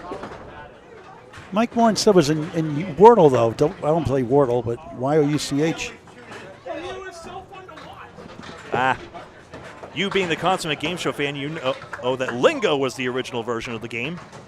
Josh Wardle just borrowed it. Oh, 4 pins gain for Millis. So 255 to 248. Let me check in on the pinning here. It's actually pretty even. Lafayette has actually left 2 fewer pins on the plate at this point. So all the margins are slight, so 7 pins plus a mark by Dellas. Shattuck wants some comeback action. Hello, 6 and 10 tip. He's got to leave. What a wild first string. 3 double strikes, 2 for Lafayette, 1 for Millis. Millis prevailed 653 to 638. A tough way to lose to 638. Shattuck gets his first spare to go with his 1 strike. Again, you consider the rotten luck he's had on the head pin. Speaking of, on Lyonnais' side. A definite relief for the 3-spot bowler. JT takes an 8 box, concedes 2 pins, and now the pinning right back to level. Mark Millick of the Trucker watching. Honk, honk. It did a little Doppler effect. You're welcome. On a spare, Shattuck on the headpin strike. 20 bucks. And you know, like those old ketchup bottles in the old restaurants, you know, the ones you have to hit the neck of a few times and then eventually it comes out. Well, now it's flowing. And a 20 bucks there. One bowler at Easter completely misunderstood the metaphor and tried to say, like, you're saying like these squeeze bottles? No! By the way, Lita Lanes' message to all, we know where we'd put it, we know how we'd furnish it, we just need the funding at this point. We have a plan. So although there was a couple of successful Easter tournaments that took place at Boutwell's, in fact, in addition to Webster Timberlane's Abington, everyone knows that Easter bowling at its soul belongs to Lita Lanes, even if hopefully we might see some more 20-stringers in the future, even if they don't succeed. But if they do, we would welcome the tradition to come back. Ryan's, of course, has its tradition of Outrun the Bear tournaments put together by the Finns. Kate and Danny. Head pin. I think it was a crossover hit, but I'll check that for myself. Outrun the Bear, an elimination-style tournament with buybacks. Spare conversion Alosa, and he's got a 3-mark half. Landry, what do you do in that situation? 2 object pin hits, and he's struggling for a 9-box. At least he's found his head pin. Not quite on that object pin, but still, it's arguably a confidence booster of a frame. Just checking the entry angle here. Yeah, on the opposite side, that's how that goes. Head pin tips the 10. Alosa, no strike, but we've seen the power of these 19 boxes already. Landry has a single pin of his own. 5 pin, he can get this one. Alosa on the spot, another pair of marks. And a single pin converted by Landry as well. Busting up a 10-box drought for Lafayette on marks. Sorry, Ashley.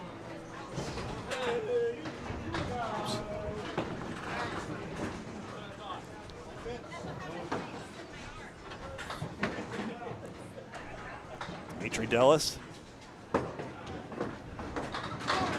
Headpin thin, deflects away, 5-1 split. And that's actually a 4 fill.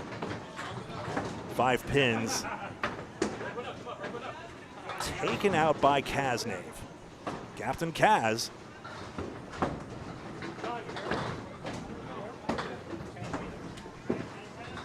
This can deflect off the plank. Corner deserted. Dellas has settled the out, which is not trivial on Kaz's side, but a good second ball gives him a chance for 10. Dellas ahead handily at the moment right now. After that Lafayette mark drought, of course, the splits are not doing them a lot of favors. It's a 10 box. Again, third ball, not a trivial one, but Cazenave pins it out for 10, and they survive that split.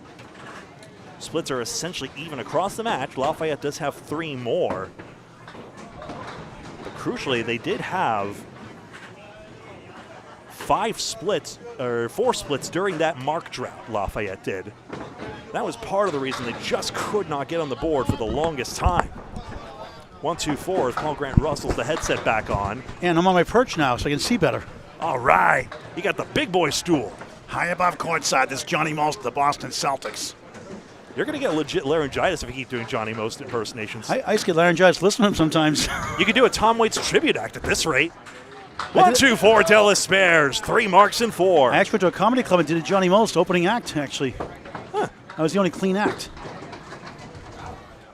I guess, yeah, Johnny Most is clean. I mean, he's opinionated, but...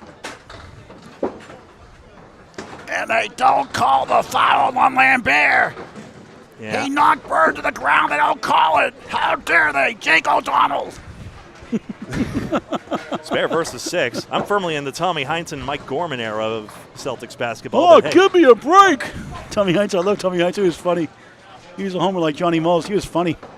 Actually, it was one degree of Kevin Bacon thanks to my preschool teacher. Fun fact, 338 to 299, 3 marks to 1. Outstanding right now. Remember to watch the yellow marks and the numbers to the side. Billy, Shaun, and seeing you. Good to see you. Hope you girls feeling better. Helped by Candlepins for Cancer, a 501c3 charity. 1, 8, and 10. Dietrich.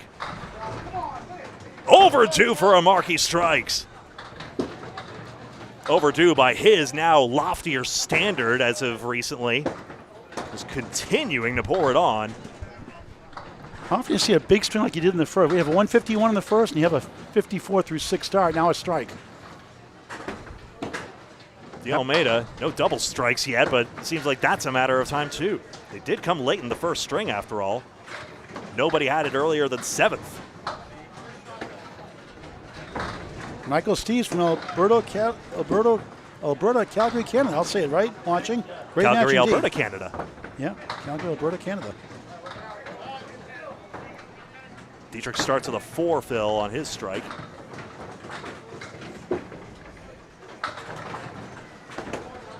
Lucas, happy Friday to you too, watching. There we go, sorry. That's better. The fill is 8 for Dietrich after the scoreboard operator mangled it. Hi, that's me. And a 9 box for Moose for an 87. Through 8. Dietrich getting up to par at this point. Let's pause 11, 12 seconds for station ID from Greg Gouillart. This is Candlepin Bowling Network, where the subscription is free. Please like the video and like and follow us on Facebook and subscribe on YouTube. You know what to do. Do the social things. Give us the feedback. Constructively, if you please. But seriously, thank you all for watching. We all greatly appreciate it. We're not talking about food. Paladino.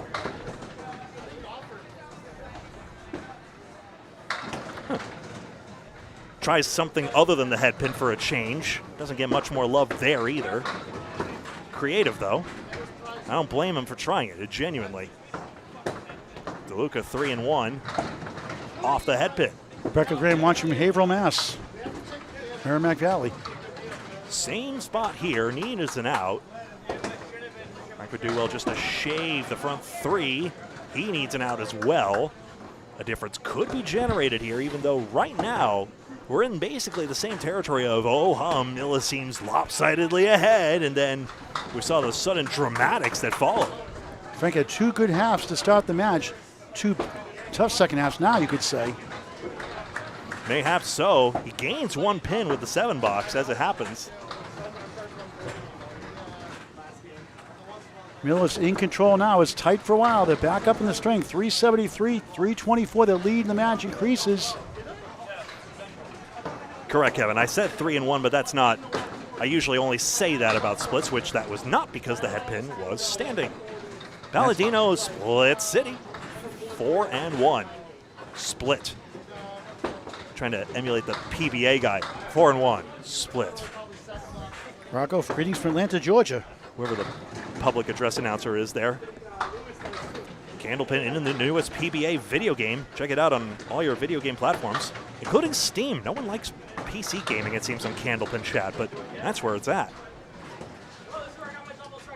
Bunch to get through. Now a pinning duel is resulting here.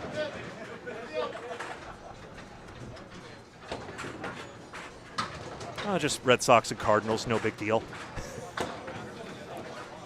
Possible dream season, 1967, the Red Sox lost to the Cardinals in the finals. Back then was only one team winning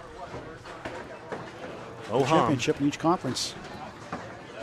Scores you see light up on the game in front of us.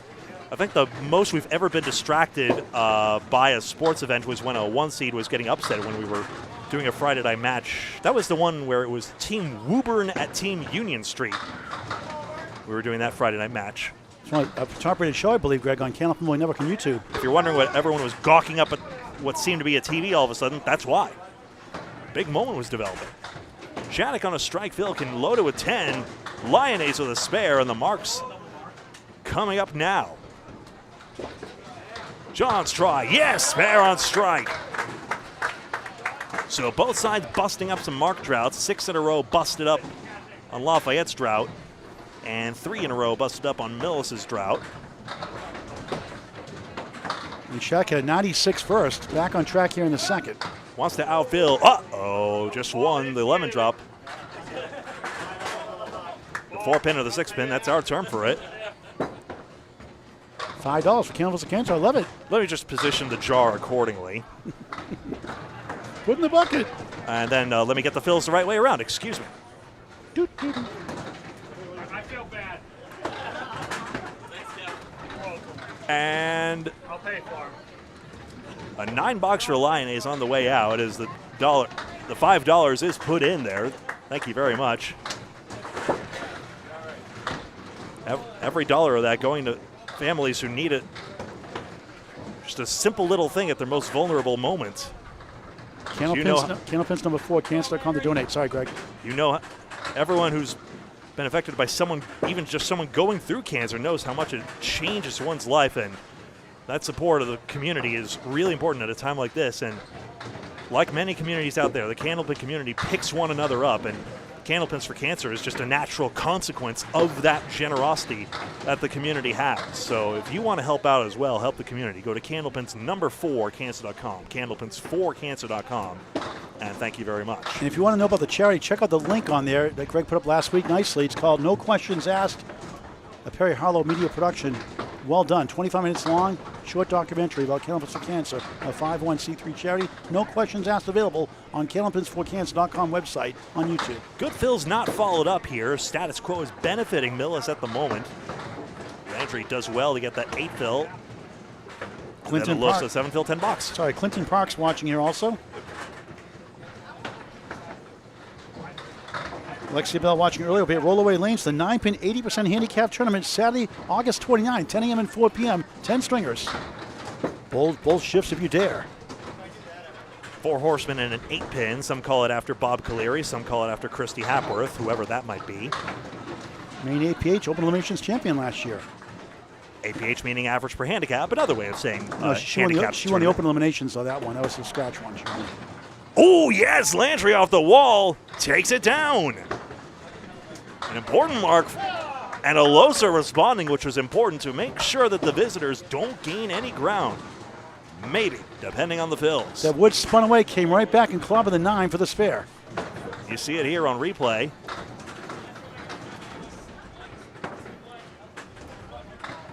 Josh Daly, 10:30 tomorrow morning. Tyler Reese, 10:30 live on the ACST Facebook page, Atlantic Candlepin Single Store Facebook page, or if in use, Candlepin Bowling Network on YouTube.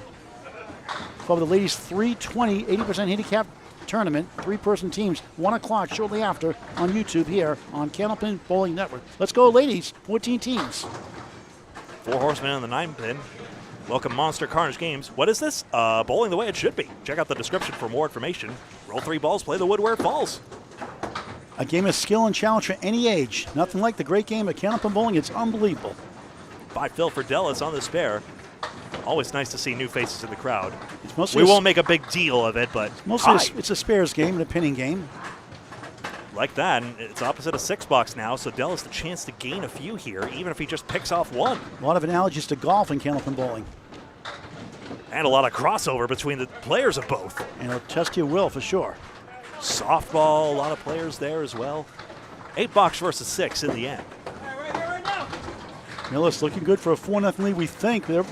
Is that the No Questions Asked documentary, Yes. Billy? I'm guessing from context? Yes. Thank you. Thank you, Billy Shaun, a senior. Well done by Scott Perry of Butwell's Bowling Son, Continental Film and Journalism major. Criminally underviewed documentary. It's so well done. Yeah. And I don't say that just because I'm in it. It is genuinely a really good product. And to consider Scott as just a student, quote unquote. Professional job indeed. Cazenave 2-pinner goes. Lafayette needed that one, and 2 bowlers sitting down on a mark now. Could Lafayette do it like he did last month against Cazenave and lose the first 2 strings, be down 75 after 2 and win by 79 in the third? Let's see. And the 6-pin missed, and Lafayette will pick one up here. Again, it's a little more of a taller task.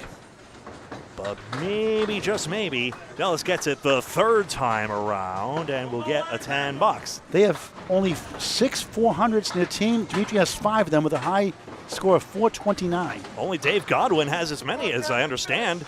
461 to 399. Those are the official scores. Monster Carnage Games watching says so much better than 10-pin. Appreciate the comment. Candlepin Bowling for any age. I mean, I like watching bowlers lead the 10-pin as much as anyone. And we get those strikes every now and again. Dietrich with one now. Oh, DeAlmeida with the lemon drop.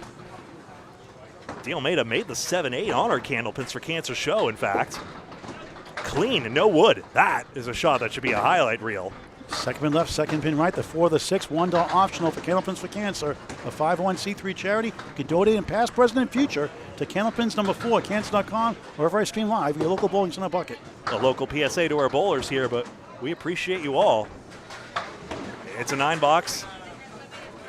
Dietrich once more, the strike. Oh, excuse me. Sorry to be late on that. Dietrich starts off with 5 on that. 7, 8, and 10 for Moose. Bundle of 5 for the fill. It's just 7. But again, Dietrich seemingly has done the job. Another string coming up right after this one. The margin could shrink right back, but Lafayette needs to start chaining some marks together to make it climactic. Otherwise, a possibility for Millis to get 8-0 down the stretch. 8-0 on points. Once again, a reminder of the stakes here of this match. Here are the standings. This was coming into tonight. Remember, Millis has already taken the first 2 points, so pending what Central 1 has done with their literally identical average, it's possible that Millis has taken the lead, but at the moment, they're on pace for more. Remember, Millis got 4 points against Central 1, so it makes sense the two are just about deadlocked in the standings right now. If there's a tie for 8th place at the end of the season, a one-string roll-off will take place the week of playoffs. That's for 8th place or for 1st and 2nd also. Since most of the prize money is awarded for getting first. Paladino tipping the 5. I thought, does the wood offer any salvation against his 8th split, excuse me, of the string? That's just wrong. Triangle number 6, DeLuca.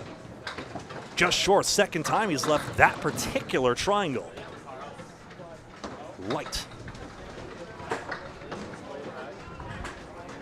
The weird coincidence is we've all been there and done that, of course. Paladino, the ideal would probably be hit it low. High, never mind, he spares. Turned it in perfectly.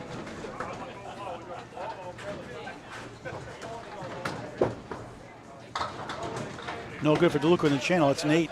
Third ball goes wide, and we see it again. Here's how you actually are supposed to make that split. And it might have been the ball off the wall. Hard to tell. Let me just make sure I don't miss this, of course. Yeah, ball off the wall to take the 7. How about that? I wasn't watching to see if the pin flew over the 7 spot, but there you go. Millis on the way to a 4-0 lead on Lafayette, a 9-10 matchup. They make the playoffs out of 12 teams. That's Frank's crossover sign. Phil is 2 for Lafayette, unfortunately. 12 teams in the Friday Night Pro League. 8 make the playoffs. We see after each round, like the NFL playoffs, no brackets. It's week 30 of 35. There it is, bundle of 5 gone. Possible that piece of wood contained it all. And DeLuca, a chance for a 120 string. Paladino back on it, but no 10-pin. And you see the horrific nature of the splits. He's going to get stuck in the 80s despite his high head pin accuracy. That looked fair to me. Rebecca Graham, it's optional for people to show the bonds where maybe a shirt that gets a strike. Some want to focus in the match, and that's okay. We do it more so in fundraising events, but it's up to the guys. The call is fair. If it's simultaneous, it's in favor of the bowler. And again, you give the bowler the benefit of the doubt. That is a clear sportsmanship recommendation in the rules of the ICBA. The International Candlepin Bowling Association. Go to candlepin.org. 5 fill for DeLuca is 117. For a 242 total, a 121 average. Again, any man would love to roll in the 120s, so he's well on pace for that. You see the action slowing down a little bit, which again favors Millis. We'll go right back to 0 for string number 3 soon. That is smashed in by Shattuck. Whoa, that was a hammer. And Lyonnais right back. Say the line, Paul. Bombs away, babies, twice. How want you say it? I want to see how you say it, Greg. Bombo combo. Bombs away, baby. Yeah, I love it. Awesome. I don't charge royalty fees. Don't worry about it. I posed with the T-shirt for Ryan Drago's photo in the newspaper. What more do you want? Yeah, but I held the shirt up. You had the better smile, though. I was like holding that smile for like, and it's like, hurry up. Yeah, No. yes. Vanna White does have a job. Ryan does a great job. Even though it was made redundant by technology years ago. But she's precious. I would never, ever besmirch Vanna White's name. Seriously. 4, 5, and 7. Low Corey Smith in Canada, setback lead. We'll give you the credit for that name. Annoying piece of wood to the left of that doubleton never helps anyone at any point. Shattuck can't get more on the strike fill, leaves it wanting. So, 5 more. Lyonnais, the safe shot for the fill is just to go left, even if the wood is depressingly unlikely. Ooh, just wide. Shaun Check, the number 1 seed last year in the Killen's Cancer Top 5 live show, 647, his career high 5. And the box is 9. Shattuck just made the 1, 3, 5, and 7, go figure. He ends up with 119. Lyonnais got it out there a little bit. 9 box, 113. Two spares to one, right? For Lafayette. And the Cardinals are winning 1-0. Great. Well, you're welcome to our Missouri people, Kevin and Nico.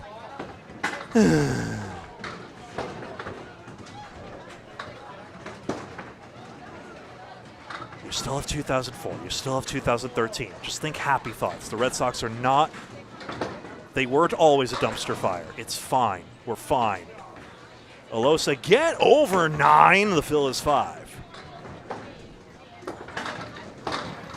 Headpin Landry. That 10 was hit too, and it will not drop. The fill is 9 on that side. Headpin. Wow. Wood slid in front of the 9-pin, denying Alosa. Landry, not trivial wood in front, and it spins away from the 10. Even if he goes further right, that still risks a deflection. Alosa obviously had a direct route to the pin in that particular case, so 1 pin conceded to Landry. But still, Ryan's Millis lopsidedly ahead in the second string, but every single point matters, so despite the despondence of Lafayette, still everything to play for. It's string 3. With a lot still at stake in the season, Alosa strikes and can go to 130s now. Landry, 6-pin. That means Lafayette cannot catch Millis 1 point behind the standings. They can split by winning total in the third. We'll need a big finish. At a single pin. Yes, Landry's drilled this one. Single pins were a problem for Lafayette, so them getting that is a good sign as we go into this third string. I love all the bombs with baby emojis here on the stream. Love it. Alosa, that's why you get 2. So against a 4-fill, Shaun Landry 121, 243. A great pair of strings. Alosa's extra bonus ball gets him 1 more for a 127. Missouri Meat, you're growling. Was there a banana split I missed earlier? I've seen a lot of 2, 4, 6, 10s. I easily forget things, if I'm honest. It's such a zone you get into. I've talked to Steve Kelly about this too. There's just such a zone that you get into when you're commentating these things. It's just like, it's amazing how the sieve just immediately plopped the thought right out of my head. Oh yeah, the Cardinals are playing. That's relevant to our Missouri viewers. Isn't that great? John Alosa requires 120 in the third string for 400. Checkmark right side Dellas. John, the only other 400 for the team with Demetri's 5-400. John, even 400. 6 more for Kaz. Devilish series of numbers in the last 3. At one point, some translations said, it's 616, but I sort of don't believe that alternate theory. Mistranslation of the Hebrew? Maybe. 1, 2, and 8.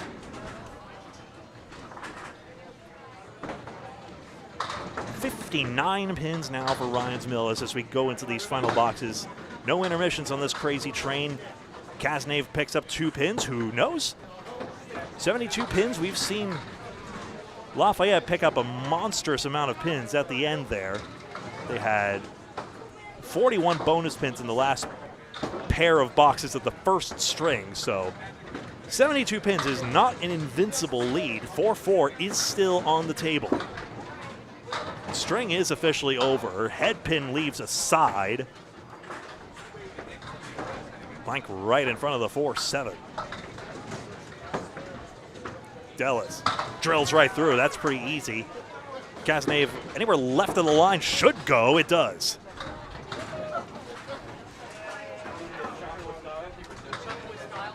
Which side do you want the wood to turn in? Spin to win.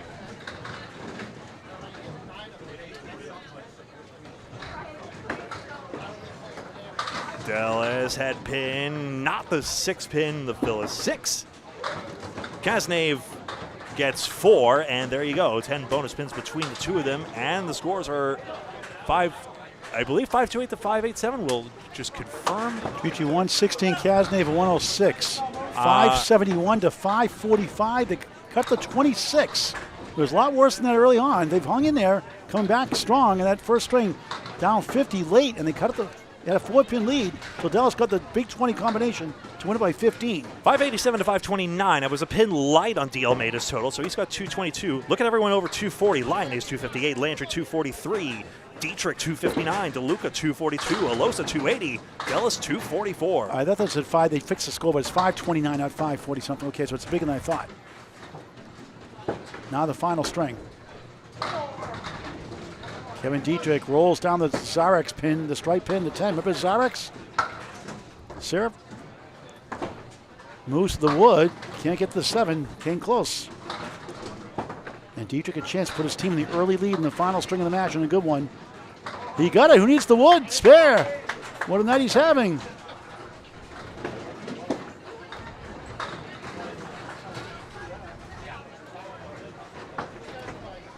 Pro Series Saturday, 1 week from tomorrow, time of this broadcast. Harvard Lanes, Harvard, Mass, 10 a.m. live coverage shortly after. Greg has the men, I have the women. I'll join Greg afterwards later on. Live coverage on YouTube on Candlepin Bowling Network. Free to subscribe. Now with 5,900 subscribers, close to 2,800 semi-pro to pro action videos. Candlepin Bowling Network, like and follow us here. Share the video as well. Moose can't go on the 410. Dietrich requires 141 for 400, not unthinkable. Spare 7, 17 through 1, up 7 already. His 387 last week was his season high. Can he go up?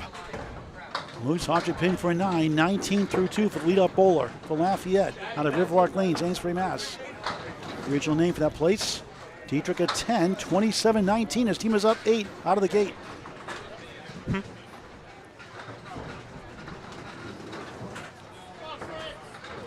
Will this be close? Unlikely, but we have seen this lead evaporate before. We have seen it Metro and Central 1, a match where the lead was about this out of hand, and yet out of nowhere. It was a 121-pin lead after 2 for Metro, and Central 1 went up by 126. It can be done, and the way we saw the pins fly in string 1, anything's possible. Paladino slams 8, 4-7 chance. Frank DeLuca, the left-hander. Pocket shot gives him 8, 8 and a 10. Final string of the match, week 30 of 35. Playoffs May 16th. Due to a snowstorm, there'll be a match on the 15th position round instead of the May 8th. That's the makeup match of that snowstorm a couple months ago. Paladino missed a chance. A conference about these pins here. Tough to see if anything's really covering the 10.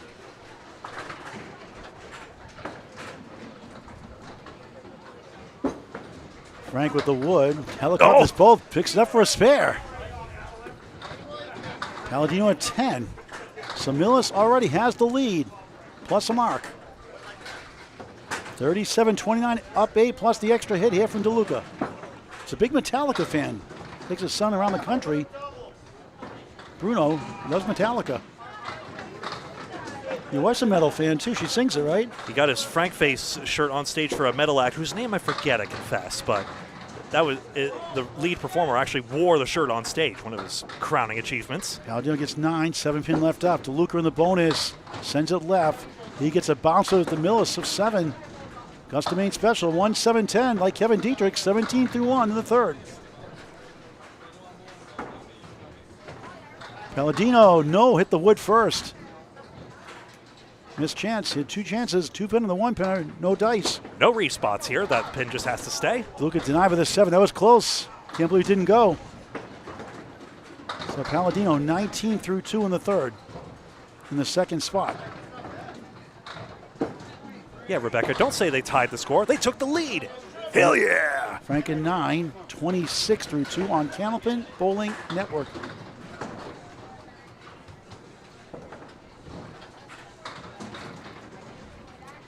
Ryan Family Amusements, 22 lanes, and in case the pin sweepers haven't told you already, you can go to ryanfamily.com for more information about this and all their bowling and arcade locations. Justin Lyonnais, 1, 2, 4, 7 to 10 is the post. Did I mention you might meet Steve Reno Sr.? What about Steve Reno Sr.? He's here. Oh yeah, great guy. Enjoying a sky bar I gave him earlier. Lyonnais denied by the 7-10 post. That's a man who has not let the fame go to his head. Not one bit. He's been through a lot. What a great guy he is. Shattuck. Oh, got the triangle without the wood. 10 holds. And we saw one of your ACSU matches where, was it Morrill or someone else who bounced the 1-9 into the 10 off the curtain? Shattuck no go, and 9 also for both to start their string. So again, 2 early marks for Ryans and then a status quo start. Need something to do on a rainy day or a day off? Why not Candlepin Bowling for any age? It's unbelievable. Get the word out. Never too late to join a league. Summer leagues forming at your local bowling center. And sign up for a fall league now if you'd like as well. Check your local bowling center for more information for times and dates. JT, this is number 1. Shattuck 2, 9, 10. Left to right, only 21. Near Metro West, Millis, Massachusetts. Wow, a nice shot, almost. Obviously, the red line would have gone straight back. Can't do that. Red light. JT 10, 19-2. That was a scary one. Are you asking in the Squid Game sense? Oh, yeah, God. Squid Games, yeah.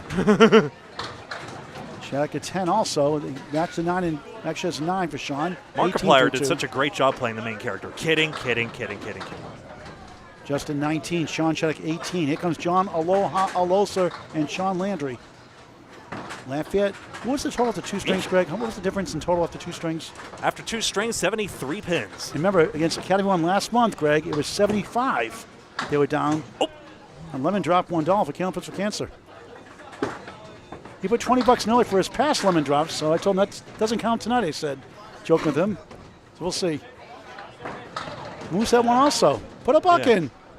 Will says, I didn't know people still played this game. That's why we exist. Apparently there's a whole swath of the Candlepin community who's just like, oh, I used to play this game. There used to be leagues. There still are. We've been here the whole time. Oh, wow, what a shot for Alosa. Spare to stop the third. And another starting mark for Ryan's Millis. Thank you. Moose got one too. Shaun Shattuck put in $2 for Moose and for Landry, bailing him out. Thank you, Shaun. Bubbles Bowl is very generous to Candlepins for Cancer, and Andy Dellas, the great owner, always a smile on his face. Great owner there at Butwell's, Concord, New Hampshire. What a job they've done up there. Landry back with a tough one, 4-9-10 left to right. We just saw this a moment ago. So was Shattuck. Alosa slams 8. Wood hits the 5. That goes 9 with a jolt. 19-1. Crossover angle, but with the power of Alosa's ball. Greg is heartbroken. The crossover did not lead to a king. Well, it did, and then it didn't. Not fair. It's not fair. Landry missed the object pin. The ball rolled away. The wood comes towards it, but won't get enough on it. Alosa back-to-back spares. There he goes again. 29 in the ball through 2. Seeking a second 400 of the season. Landry at 10, 18-2 on your home for all things Candlepin Bowling, Candlepin Bowling Network. Main Stage Seniors, April 26th up to 10 a.m., men's and women's. Live coverage from Stars and Strikes in South Paris, Maine on Candlepin Bowling Network on YouTube. That'll be fun. Love it covering all the class of bowls all the time, everywhere, and we know everywhere. Even Canada. Yes. Cazenave, the anchor, the captain. Strike in slow motion. Greg, do you need instant replay for slow motion here? Well, we'll see if the instant replay even captured the strike going that slowly. the slow motion instant replay of slow motion strike. Lyonnais had one that slow earlier, but there we go. Kaz, first mark for Lafayette this string. It's a team that could use some more belief. They've been, I mean, after 6:30 no good in the last string, I can completely understand them feeling down on their luck at the moment. I mean, they threw a 6:38 in the first. They lost by 50 after being down 50 and took the lead by 4, and Demetri went off. But the 0 by their name is extremely deceptive. The fact that they're out of this playoff picture is deceptive. I mean, obviously now Ryan's is lopsidedly ahead, partially because they've ended up in this headspace, perhaps, but we know these guys all have ability. Demetri, Dynamite, Dellas, and 8. Correct the update after this box. Cazenave, nice ball for a strike again, just about. That close to a double. Wobbling 6 won't go. Demetri right down the heart of the line. Spread eagle, youch. This goes. The spread eagle? Lyonnais already made one on the third ball. Kaz, fair and strike, 20 through 1, 30 in a ball through 2. There were only 2 marks. A Paul Grant spread eagle. Yeah, missed the second, make the third. I've never seen that before. For $10, that's a new one. Dellas trying to get this down somehow. What a try! Oh! He almost got it. Phil isn't trivial on a leave like that. Your opponent just threw a 20 box. These pins matter. Takes from behind 8 and then a 10. 18 through 2 on Candlepin Bowling Network from Ryan Family Amusements in Millis, Mass. Week 30 of the Friday Night Pro League Game of the Week. Greg has the update, and we'll talk about the next 2 matches coming up on our coverage. 4 marks to 2 for Ryan's Millis at this point right now. So 13 pins, that's exactly what you'd expect considering the average spare. It gets you 6.5 pins on the scoreboard. 4 points for Ryan's Millis. Remember the standings as well. What? Bucket over there. You need me to move this? Yeah, put over there towards the facing that way. Oh, there we go. Sure. Just convenient strategic positioning. I get it. Kevin Dietrich on the right side of the 1 takes down 7.5. 8 wobbles behind the 2. 1-2 in front. Spare 7. 10 star for him. Here's the Moose. Joe Moose DeAlmeida on a Metro Bowl PBD Mass. 10-9 star for him, just 4. Pro tip, if you want to peek in on how Central 1 is doing, Mike Machichi's calling their match against Academy 1 right now on Candlepin Corner. Dietrich a 10 sandwich, spares 10 spare. Moose, 2 full. Oh, yeah. It just sounds wrong, a 10 sandwich when it's 2 spares. Spare. It's like the meat was not the 10 box, the meat was the 2 spares. It's the alliteration that matters. I'm Greg Gouillart. Moose only a 7. 26 through 3 for the slumping Lafayette lanes tonight. But they've been resilient all night long, fighting, clawing, and would love to get 4-point split somehow. They got to get going on marks.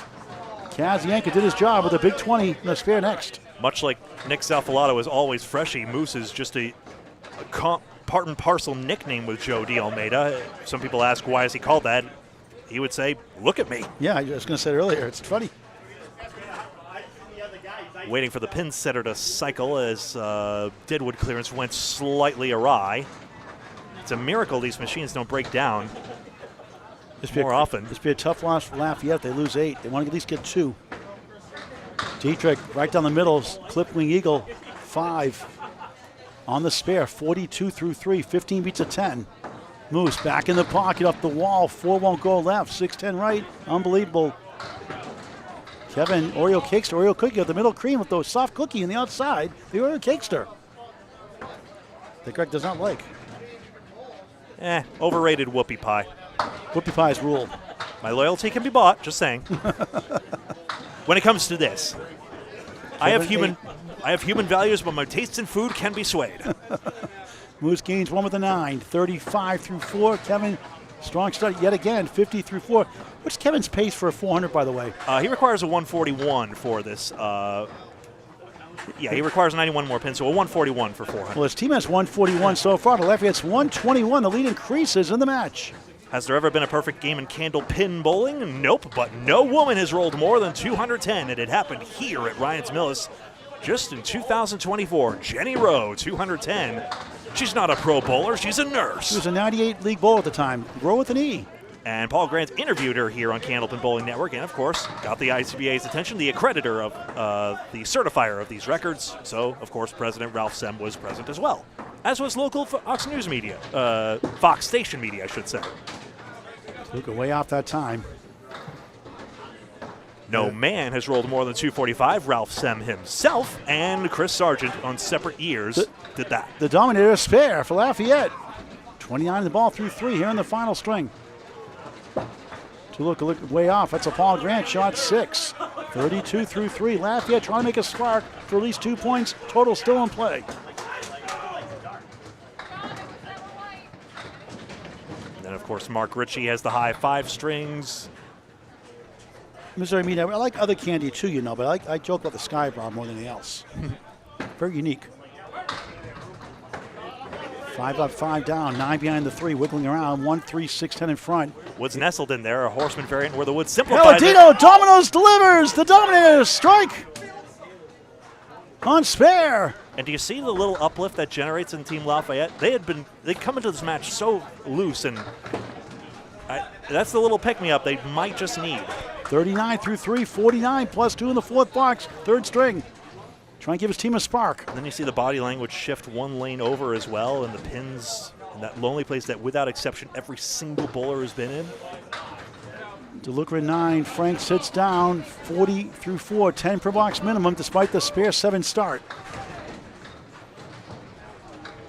14 his last 2, lower to score. Here's Justin Lyonnais, JT 9-10, Shaun Shattuck 2 9s. Next week, we'll see Lafayette again on the road yet again. Do logistics we can't cover at home. Steals the head pin, the 8, 9, 10 left up. Lyonnais pockets 9, King is the 5 with a tap.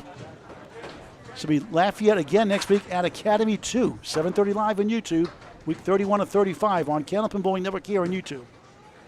Shattuck trying to get it down, not quite. Micah Imperato would say split no head pin in the ACST stat tracking. JT spare, 29 the ball through 3 in the final string. Mr. Class B ACST champion. Shattuck a 9, 3 9s, 27 through 3. Mike McIntosh still leading the way in A North, last year's champion. And Daly, who won it 2 years ago, didn't bowl last year. Tomorrow, 10:30 a.m., a good match with Tyler Reese. Mike McIntosh, a deserving champion, even if no one wants to win on an injury forfeit, but a formidable bowler, clearly deserving of the title. Number 1 this year also. Daly number 2 will see tomorrow 10:30 shortly after in the morning on the Atlanta Candlepin Singles Tour Facebook page. If a stream is using it, only 1 per stream allowed. It'll be here on Candlepin Bowling Network on YouTube. Rebroadcast later on, if not, live. Shattuck, same spot. Lyonnais 6 in the fill, 35 through 3. Can't get 2 in a row, 2 in the 5.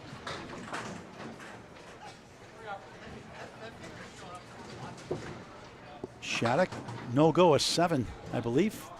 Looked foul to me, but we'll see what the bowler's call is. JT Gaines with a 10, 45 through 4. Shattuck did get a 7, 34 through 4. Looked clear to me, but it is not our place to influence the bowler's call. Sometimes we'll detect scoreboard issues, but even there. John Alosa, all he's done so far, the gate in the 3rd, the 4th bowler for Millis.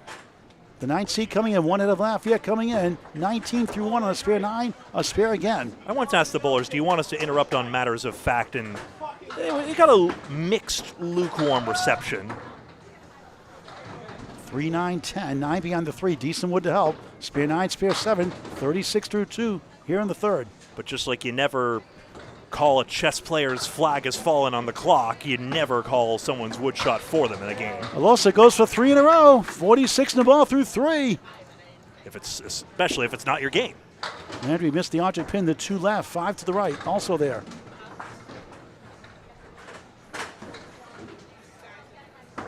Other PSA, there's a slight audio lag in some of our ACS streams. They're not lobbing, trust us. Shattuck, Landry at 8. Shaun Landry, 26 through 3. Aloha Alosa on a roll. On his way to a 400 at this pace. On his 3rd spin in a row to start the string. Back in the pocket, up the wall. Somehow just 5.5. Okay, he can do this with straight 10 boxes now. Bumps away, baby strike. Big time for Landry. 36 plus 2 through 4. Alosa trying to get 4 in a row somehow. He got it! Masterful! 50 through 3, 60 to ball through 4. 5 tipped back into the 8. An excellent shot. Alas, I have only 1 replay to give. 2 former Class B champions, 1 on each side. JT and John Alosa have won the last 2 years. And I promptly messed it up. Great. Love that. Oh well. Millis hanging on to a touchdown, the extra point conversion, 202-195. It's close. Sorry about that, Shaun. Lafayette has the mark advantage, 3-1. Demetri down at Dellas, 18-2. Chris Cazenave, strike spear combo start on lane 21. That was Shaun's first strike all evening, and I messed up the replay. Bummer. That's all right. You are not a robot. You are human. You are a human being. Mistakes are going to happen. We don't edit and make it look glossy like Channel 5. We are who we are. We are human beings making mistakes. Me more than you. Boop, boop, bop. Boop, boop, bop. Dellas Wood in front of the 4. Spare. 28 and ball through 3 in the third. Anywhere red line or right takes that. Tough break on the head pin for Kaz. 7 in the spare, 37-2. Well, he had a 6 fill in this case. Correction, 6 fill, so it was a spare strike in the first box, spare 6, right? 36-2. 9, 45-3. Thank you, Greg. In fairness, it's giving 10-pin notation here, which, I mean, we all understand it. It's just different. We have to, especially when we put Candlepin notation for you folks here, we have to go back and forth, blah, blah, blah, blah, blah, blah, blah. Dellas in the bonus. The 24-year-old sensation, 5. 3's a wild, 3-3-3, 33-3, and strength 3. Kaz back in the pocket. Look at this one, wobbling to the object, 4, 7, 8 behind the wobbling 2, 10 on the right, does have wood in play. 1 in front, 1 behind to try to give it a ride. Dellas, barely hit it. We got 3 out of the 5, 6 and a 10, hold on. You think you could beat these guys? I think you might have some money matches you can book here against these guys. I think it'd be their pleasure. Come check it out here, Candlepin in New England and Eastern Canada. Yeah, same spot. Sorry, Greg. Yeah, Monster Card, if you come and try to beat these bowlers, put $100 for Canvas of Cancer if you don't win. How's that? This game will humble you right away. Yeah, we would stream it, absolutely. Demetri at 10, gains against Kaz's 9. Demetri 43, Kaz 55-4. Time for an update from Greg Gouillart. Then again, I thought I was going to roll a 100 my first string. That did not happen. I got about half that at Norwood. 227 to 219 right now in this string. Marks are 4-4, in fact, so status quo. Very close string. In fact, an arguable tie at the moment. Top of the order, not on marks. Moose and Dietrich. No, Ralph Sem is in Irving, Mass. Still yes. It's Irving with an E, though. Nico Puar, just for the record, E-R-V-I-N-G. Because Massachusetts town names never look or sound the way you want them to. Route 2, I'll be there this Sunday with Bob Lee for the WNECA Western New England Championship matches. Ooh. 12 noon. Hicks was wiggled there, but did not tip into the 10. Dietrich trying to make a special shot. Won't get it. 3 right, 4 left. Moose and 8. 43, no mark half. Dietrich just missed, not by much for an 8, 58-5. Does Moose have a strike tonight, by the way? Say again? Does Moose have a strike tonight? He had one on the 10th, Oh, the first string. He's going to buy a Bombs Away Baby Show. He got a strike, he said, tonight. If so, he's on. $10 will go to Candlepins for Cancer, a 501c3 charity. 2 perfect, spread eagle, Youch. Dietrich, 1, wobbling 7-8. I was 1 pin too high on Kaz's score, 8 box in the 4th. Score is corrected on screen. The Kaz 53-4 officially. Moose grabs the wrong side. Left-handed Dietrich missed number 1, but he stole it anyway. It's been a while since we've seen a comebacker like that. Anyway, they fall. 68 in the ball through 6. Moose a 7. Just 50-6. And Millis right now has the lead. 245, 233 of 12 in the string. Big in the match. Dominic Paladino trying to get his team rallying. He had a 10-9 since then, a spare strike now. Frank DeLuca at a spare 7 to start. 9-6-8, 40-4 for Millis, the home team. Marks are 2 apiece. 2 strikes for Lafayette. 2 spares rather for Ryans on the left. Dominic crosses over 9. The Zarex pin, the 5 holds. That close to a double. Seen a lot of near double strikes tonight. We saw 3 in the first, 2 for Lafayette, 1 for Millis. DeLuca just 3. Much like the orange pin in some leagues, some leagues play if the head pin is that special pin, you get a special jackpot. If you get a strike with that pin as the head pin, in most Candlepin games it has no effect. Paladino missed chance. 9 the strike though, 58 through 4. DeLuca trying to bounce back, bounces right into 3-9, unbelievable. 1-5 center Worcester, 7 left, 6-10 right. Good luck with this one. Paladino, a Paul Grant special, missed the second, make the third for a 10. Not a good time for that. 68 half. DeLuca into with a 6 on the archery pin on the right side. A reminder, these are the stakes we're playing for. Millis already has 4 points atop what we've seen here. I have not seen Central 1, but they're in action on Candlepin Corner on YouTube. Candlepin Corner. Mike Machichi on the call there. And that would be the shortest way to see if Millis is actually making ground on the current 8th place team. Strike bid, yes! Frank 6, 46 half. Dominic Paladino, second strike of the third. 68 half plus 2. Would have been a big fill. He knows it. And guess what? It's a 10 sandwich. DeLuca, that's just wrong. It's just, and then one goes for DeLuca, head pin stands. I mean, it's not fair. It's not fair to the sandwich. It's dumb. It is. It's like that stupid 6-7. I call it 7-6. 6-7. 7-6. I just said for reference sake It's only. the meme. Not anymore. It's discontinued.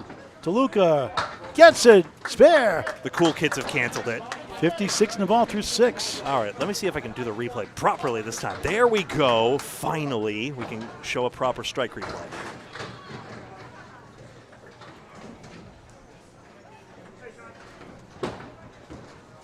(9-10) matchup tonight. Lafayette down 4-0. Hanging in the here in the third. Up 1 right now. Shattuck rolls 9. Gets a head pin leave. That's significant for him. JT, nice shot. It goes. Spare for Lafayette. 5's a while. 5-5-5. 55 through 5 plus. A long way to go for total in 4-point split. Oh, brother. I think it's just out of the way of Shattuck. This ball just enough. In the ocean. Got worried about it. Don't blame him. Trying to avoid that cap. He finally avoids a split, but he gets that obnoxious obstacle instead. We'll never know. Same spot in 9. Just a 43 start. Just narrows the target is what it does. Very underrated bowler. 117 peak average out of Bubbles Bowling Center in Concord, New Hampshire. JT in the spare. Back in the pocket. 9 again. This time it's the 10. Huge break. Shattuck rolls 9 himself. He's on the mirror side 7. He's got the higher piece of wood. So does JT on the 10. This is better wood on Shattuck's 7-pin this time. JT takes it anyway. Back-to-back spares. 3 out of 4. 64 half, 74 in the ball through 6. Shattuck denied. And Lafayette has the lead in the string, and they're making a move for total. Shaun again has trouble with that 7-pin in the ocean for a 9. 53 through 6. JT trying to fire his team up. Cazenave has something too hard. That's bowling hand. Use your left hand for celebrations.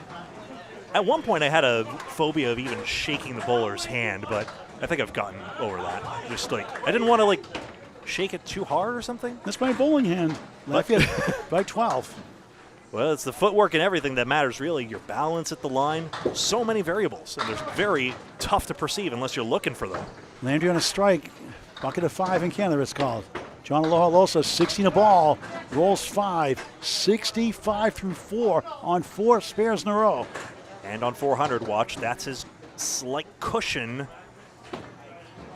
Landry, denied by the pin. That's 9-pin, right? Couldn't see it from here. Good 9-pin, and the action went around it. 45 through 4. Alosa, another one. 5 for 5. Wow. 75 half plus. 400 a cinch now. Landry at 9. And I was going to say Alosa probably needed another mark to make darn sure of his 400, and this is going to be quite an insurance policy as he has a mark-perfect half. Shaun shakes his head. Can't believe he didn't get that spare. He flips numbers from 45 to 4 to 54 through 5. So he added 9. Yep. 1, 2, 10. Alosa feeling it. Just missed the pocket, not by much. 1, 2, 4, 7, 10 right, the post. Spare 5, 80 half. the 113 Friday Night Pro League bowler. Landry trying to get the mark. No again. Denied by one single pin yet again. In the similar fashion as well. Just the object pin not flying in as it should. John stops the streak at 5 in a row. Back to earth. Slightest drop at the line. Very subtle mistiming. Maybe a tough 10, 64 through 6. Alosa, 117 Augusta Main lead for a 7. Nothing more with 87 through 6 on Candlepin Bowling Network. One more station ID break from Greg. How about 6.3 seconds? This is Candlepin Bowling Network. Thank you very much for watching. Please subscribe for more great shows, including more Friday Night Pro Leagues. Next week, Lafayette again at Academy 2. 2 weeks from tonight, earliest start time between 6:30 or so and 6:45, maybe 7, maybe 6. Did we mention the subscription is free? Millis will host Shooters Sports Pub, the 4th seed Shooters Pub, Corrado Pani's team, 2 weeks from tonight. Special time. To the 5:60 Augusta Main the next day. Has a banana split. Where's Case McCool for the second time tonight? Hungry and growling as always. Went in harmony that time. I love it, Greg. You're welcome. Kaz almost.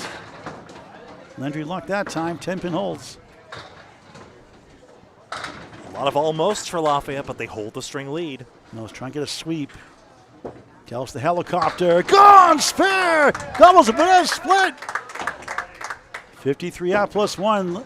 Cazenave in the ocean for 9. 62 half. Greg with the update after this box. Demetri had made the Nico highlight reel already for even more impressive 2-2 impressive split conversion earlier. It was the 3-1 actually, but there you go.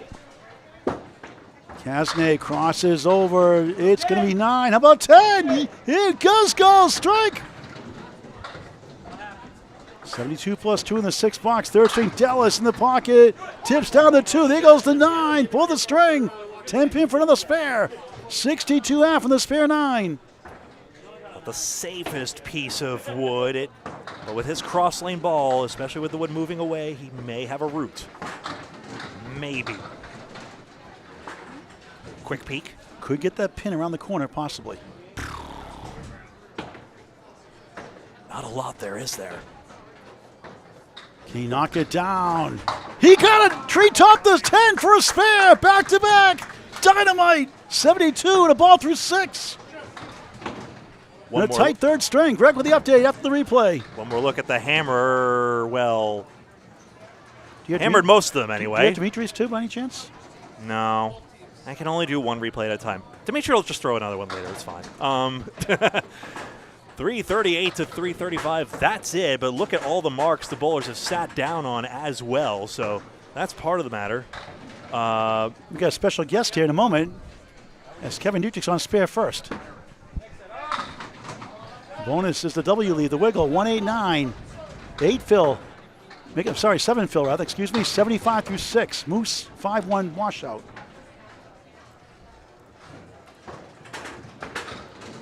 Kevin, head pin lit. These are the 2 sleepers, 8 left, 9 right. Again, red bricks indicating splits. He said no, thank you. Okay. All right. Moose 1-7, 9-10. Now he's just not making eye contact with you. Did you know he has opinions on that? Augusta Main. 7. Sorry, we're doing crosstalk with someone who's sidled up here. 57 through 7. A longtime teammate and friend Rick Kamowski is standing by here, but doesn't want to talk. I knew who it was. I just wasn't going to drop him in it. Good to see Rick Kamowski, Deb Kamowski. Awesome to see you again. Longtime teammates here in the Friday Night Mixed League. Natick Fairway Sports World connection. The former house of Channel 5's Candlepin Bowling show. Moose, left side of the 1-3-6. The 6 trying to fall down. It does. 1-3-7. Dietrich trying to pick it apart. Got the 7 out of the way. 6 pins, close game. Lafayette with a mark in hand.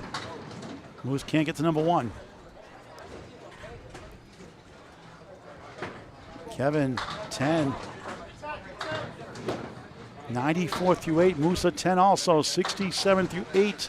It's funny how bowlers take on this whole different persona. Kevin usually a mild-mannered jokester, honestly. Very, chill guy as well, but very serious then. Knew the importance of that pin, and he drilled it. Millis has the lead back in the string. 361. 355. Up big in the match. Right now, looking good for 6 points for total, with 2 points for total in the end. In this critical week 30 of 35. A 9-10 showdown. 8 make the playoffs for 12. May 16th, live coverage. It's starting at 10 a.m. shortly after on YouTube on Candlepin Bowling Network. We'll be here at Ryan Family Amusements here in Millis, Mass. Shattuck, $10 in the fifth. That's +1 to Millis. Excuse me for the score correction. Paladino's on strike, 78 plus. Frank, spare 5, 61 through 6. Chops out the 3. Losing his mind. Paladino grabs another 1-7-10 Augusta main leave. 7 on the strike, 85 through 6. Pretty good. Especially with the struggles earlier. Frank gets 2 of the 4 for an 8. After the spare 5, 69 through 7. Paladino missed inside the 1 of 7. 92 through 7 on Candlepin Bowling Network, the ESPN of Candlepin Bowling. So again, both of these bowlers still with the chances, albeit outside chances, to go into the 360s here. And both have done very well for themselves. Significant to their team's fortunes. Look on the 6, 9, 10 all over the place. And remember, Lafayette 0, they had a 630 at a 638 earlier. No good. Paladino the mirror side, 4, 7, 8. Every point matters here. Lafayette down big on total, but this string counts as much as any. DeLuca, good second ball, a little light. Leaves up the 3 right, 7 wobbling left. Good recovery in a sense. Not happy with that result. Ball's never satisfied. Paladino trying to knock it down too far right. 1, 2, the 9, and back the sleeper.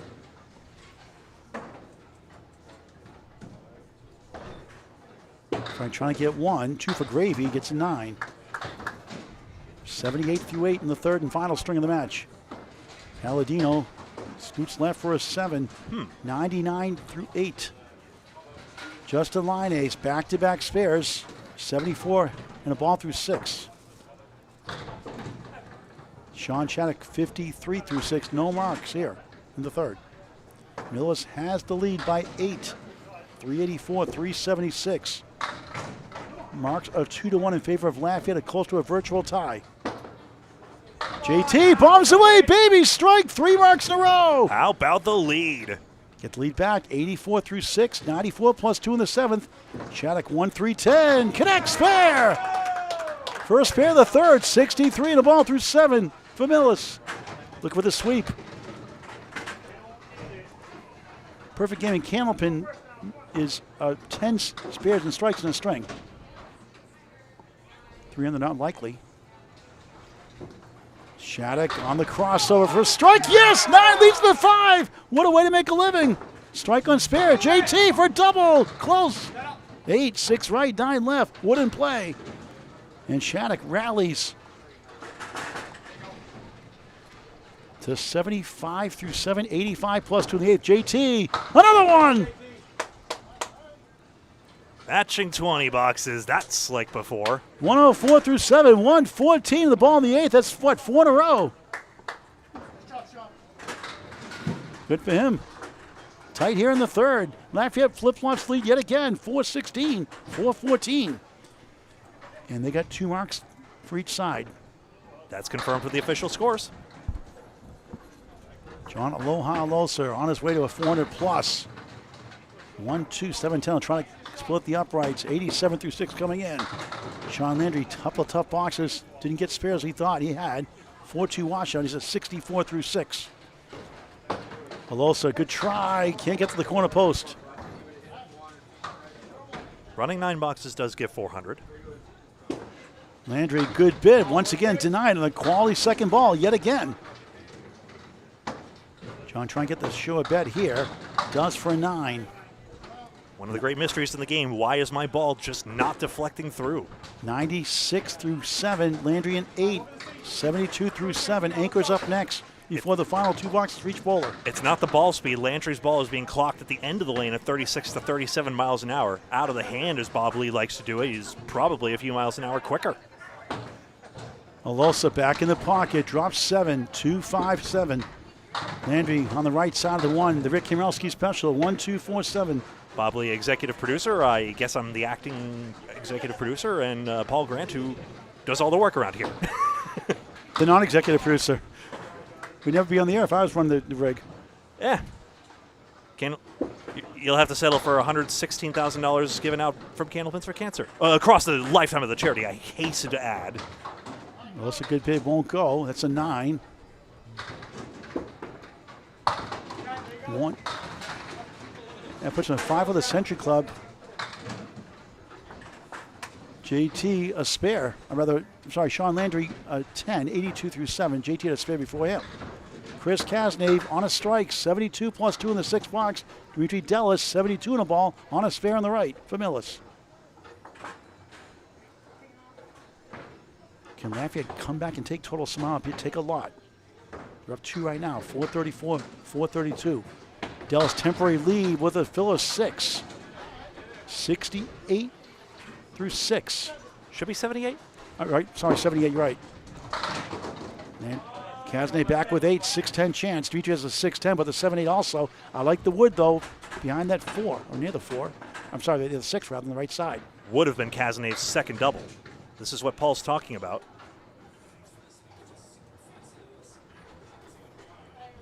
Dellas taking his time in lane 22 here at Millis, Mass. at Ryan Family Amusements. Oh, close.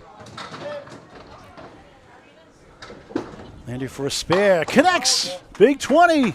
82 through 6. 92 in a ball, the 7th for the Casman. Lafayette has to lead back. Demetri at 10. 88 through 7. Greg, the update after this box. Lyonnais is suddenly sneaking up with a 400. Watch him, just realizing. 8 bonus pin, 8 fill, 10 box, 10 box. He's there. Just realizing that. Lafayette has the lead. 454, 448, and 1 extra mark on their side. 1 here from Cass, but first it's Demetri Dellas. Alosa is nearly certain. Lyonnais has a great chance at it. Perfection spread eagle, Youch. And with wood, so no 25 bucks even if it goes. Cazenave also strike. 6-pin holds.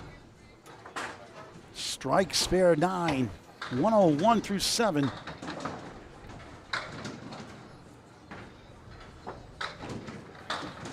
Dellas trying to get a spare somehow. Oreo cakes, Oreo cookie, middle cream.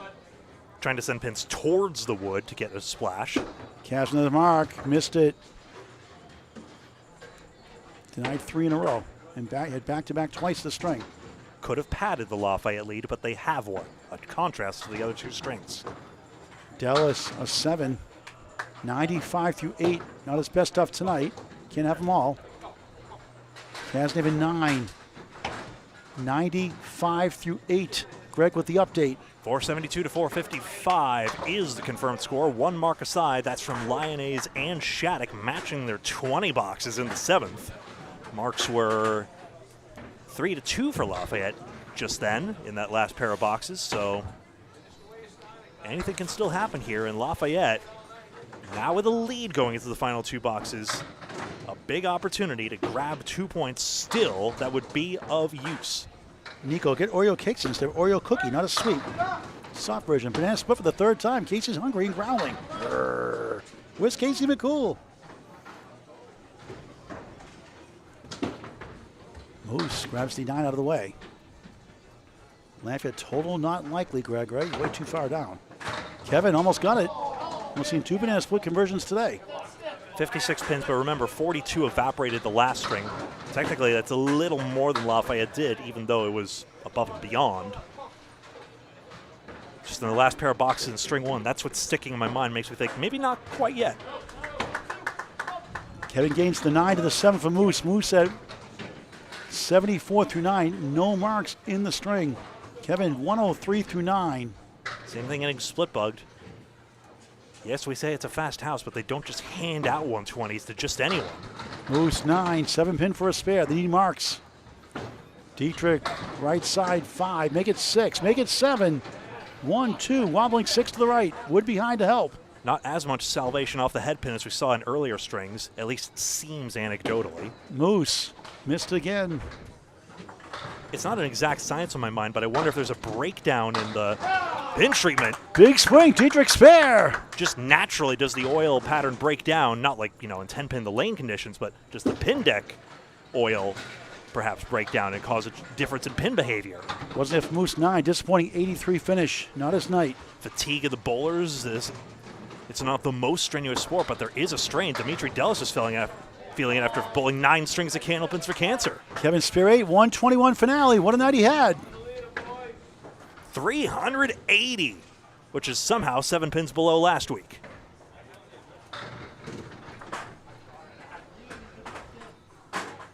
And what did Moose have for a total? 305. 8 box to go. Total probably a miracle zone now, Greg, right? 67 pins. Yeah. Getting there. Lafayette 6 pin lead in the string. Not going to rule it out, but highly unlikely this gets come back up. String is the big focus now. Dominic Paladino 1-3-6-9, playing hide and seek behind the 3, both not on marks. Frank DeLuca. Everything would have to go right, basically. For Millis on 21. On the crossover, dark shadow shot, parallel time. 4-7 left, 5-8 wiggling middle. Millis trying to get the sweep. Lafayette trying to get at least 2 points to avoid the sweep. Getting swept. 1 of the 3 still there for Dom.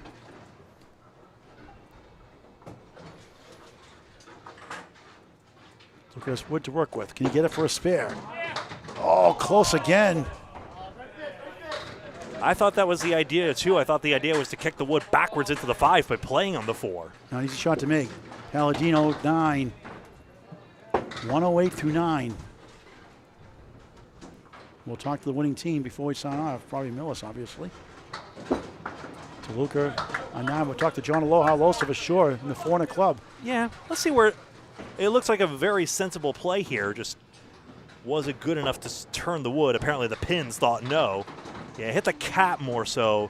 That's the pins nitpick, not mine. I'm just the messenger, folks. Frank matches a 9, 87 through 9. And it bumped it out of the way instead. Paladino 5 up, 5 down, the Canadian bucket of 5. Another example of that with Candlepins, you play it slightly off and it just bumps it to the side instead of driving through like you want it to. Look at trying to come back for this team. They're close. Right, David Gowans? This has been a really good match. Even through the grindy portions, as we all know, this game becomes. It was an inferno, a hot fiery first string, 653 to 638 for Millis. He's a 5-pin bowler, but he understands the frustration of not quite getting on the head pin correctly and just punching it straight back. Paladino missed the archer pin. The 2 pins still there with the 4-7. Look at trying to send that wood over West Coast, the East Coast to West Coast. Good effort. Wanted to get him more on one side or another. That's his head shake there at the end. Dominic, 7. Youch. 115, good string though for him. 3 string total, Greg? 324. Frank gains 2 with a 9. 96 final string. Significant. 4-pin string. And what's Frank's total for 3? 338. All right, 6 blocks to go. Shaun Shattuck has the only mark for Millis, the home team, on lane 21 on a strike. JT on a spare. All right, 4 marks in a row. Double strike threat just about. That 9 fill means he no longer requires a mark for 400. Double, would have been a strike and spare, rather. Almost a second strike to last 3. 10 pin for a spare. 123 through 8 for another one. Missed it. Shaun spare 7. Got to break off the head pin. Millis could use this one. Spare strike combo, rather. Now he gets an 8 in the strike. 91 through 8. JT not there for a 9. 132 through 9. Didn't get the 10 there. He needs it now. Shattuck a 10. 101 through 9. 5 blocks to go. And still the string in question as well. So, although it'll be tempting to play for an aggressive out, Lafayette needs the pin. So, Lyonnais will have that conflict in mind. And look at this one. That's nasty. It's tenable, though. It absolutely is. Wood gives him a chance. 5 middle, 8 left, 9 right in the triangle. 7 wobbles left, 10 right, the post. Frankly, I think it's spareable, don't you think? Is there enough play on that 10 pin? They're consulting now. Ooh. He's going high in the wood, and he almost got it. That close. And that's frustrating shot. His 399th pin. Shattuck, good recovery, leaves up the 6 pin. What a bid to Millis is dismay. The 6 didn't go. JT takes Yes! the 10, gets to 400 with a 142 finish. Shattuck at 10, 111, 111 final string, 4 box to go. So JT 400 even, right? Let me make sure. I'm just going to peek over here. 383 is previous high 3 this season. 400 even. First 400. Congratulations, Justin Lyonnais. First one in his team with a 400 this year. Good for him. Frustrating couple of shots at the end didn't go his way. They thought he had. Shaun Landry. Well, I thought that plank in front of the 10 was going to frustrate him, that little cap first piece of wood. Lafayette's lead is 1-4 in the string. Millis is going to take total and get at least 6 points. Alosa, left side 5, 9 behind the 3. His route to 400 is more trivial at this stage. Needs 15 and 2 box to get there. He's got 5 there. Landry trying to get a spare somehow. Gets the 2-pin only. 1-8, 6-10 right. Trying to hang off at 2 points at least. Going with something. Alosa sneaks inside, spare! 115 in the ball in the 9th. He will not sneak by 400. Landry, good bid. Won't carry much for an 8. 90 through 9 at minimum 10 per box. And now John Aloha Alosa will get 400 plus. Landry just not generating a lot of break on these particular lanes. And sometimes with synthetic lanes, the ball tends to hydroplane as opposed to, say, the wood lanes at Riverwalk Lanes where Lafayette's based out of. Landry gets the 7 to go eventually. 10 pin for a spit. Tough piece of wood in front. Unbelievable. Got the break this time. Alosa for the 3 pin for the fill for the lead. He gets the lead back. 8. The lead is 5 for Millis. 5 in the 10 in the 400 club. Second time this year. Lane trying to power through. Oh, tough break in the skee ball shot. Going with the 50 to 100. No points. Alosa 123 through 9 for another one. Not this time. We'll try to get to 133. Landry, no go in 9. 99 final.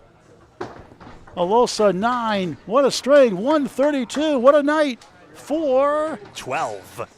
JT to 400 for Lafayette. 412 for Millis. This is John Aloha Alosa. 412 John Alosa. To JT Lyonnais got 400. Had 44 bonus pins in that last string. Gave away 2. That's your 142. 44 minus 2. And more importantly, Millis has the lead. 555. 5's a wow. 555 to 549. Up a touchdown. No marks on the board. The final 2. Thanks for watching. Up by a mark indeed. Cazenave, diamond left. 27% chance without wood. Stats by Candlepin Bowling Network for Class A bowlers. Dellas has made big marks in the first to win it. Ryan's actually has 4 more marks in this string, and yet Lafayette is in this. Just 3. Advantage Cazenave. Hey, you could think. Diamonds only go 1 in 4 times, if even. Oh, close. He got the sleep of the hard one. The 5 for the second tonight by a ball is not gone. It might have even been him on the last diamond conversion. I'm forgetting. There was a piece of wood involved in the equation that time. Dellas slams right. 1-6-10. In this situation, I'm going for the short 2 with a 6-pin lead. Cazenave, 9. 119 through 9. Needs a mark on the 10th for sure. Every point significant in this playoff race. Dellas looking for a sweep for his team. Gets the short 2. Gets no go. A 7. 102 through 9. The lead with 1 box to go is 6. Ryan by 4. 4, excuse me. Greg Gouillart at the play for the last box. Take it away, Greg.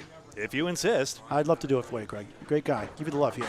Here's Cazenave trying to surmount a 4-pin lead. Nice leave here. Dellas gave away 2 pins just then. He's given 2 away in the last few boxes. On his head pin this time. Down goes the 3 and 6 for the strike. It still has to be filled, but that's a huge development for Ryan's Millis. Not his best night, but clutch yet again. Kaz needs it and off target. And Millis sweeps. That has done it. Ryan's Millis wins it 8-0.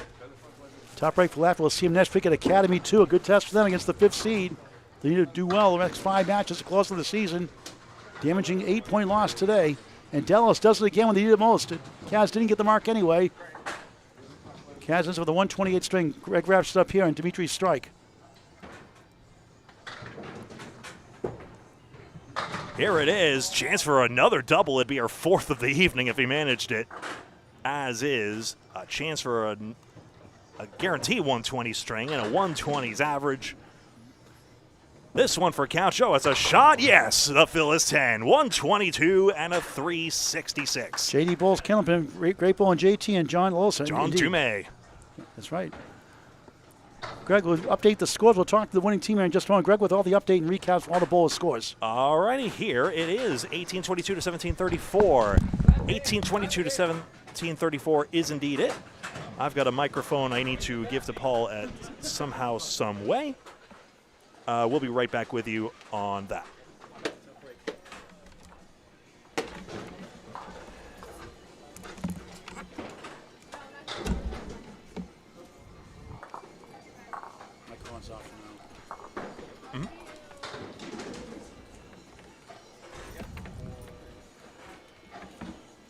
Keep walking. What did Demetri get for a score? 366. We'll be right with you, folks. Interview in just a moment.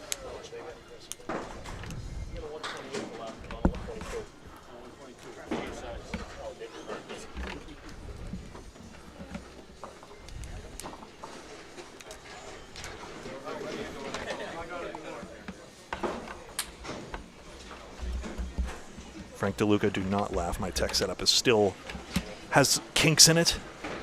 This wire does too. What fun. Stay tuned, folks. Interview in just a moment. John, come here, buddy.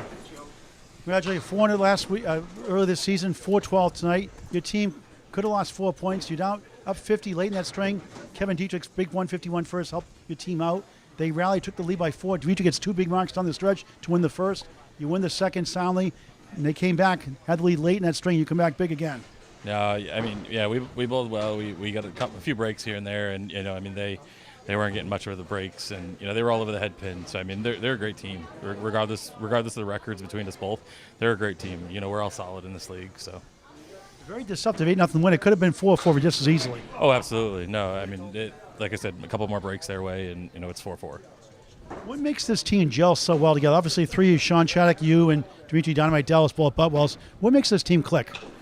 Just bowling together, with 3 of us having time to spend together at Buttwells, but then being able to, come here and, go places around. It definitely gives us opportunity, and, working with Frank and Kevin, they're solid bowlers too. So, I mean, we all have our good nights, we have our bad nights, but we work with each other to keep each other up.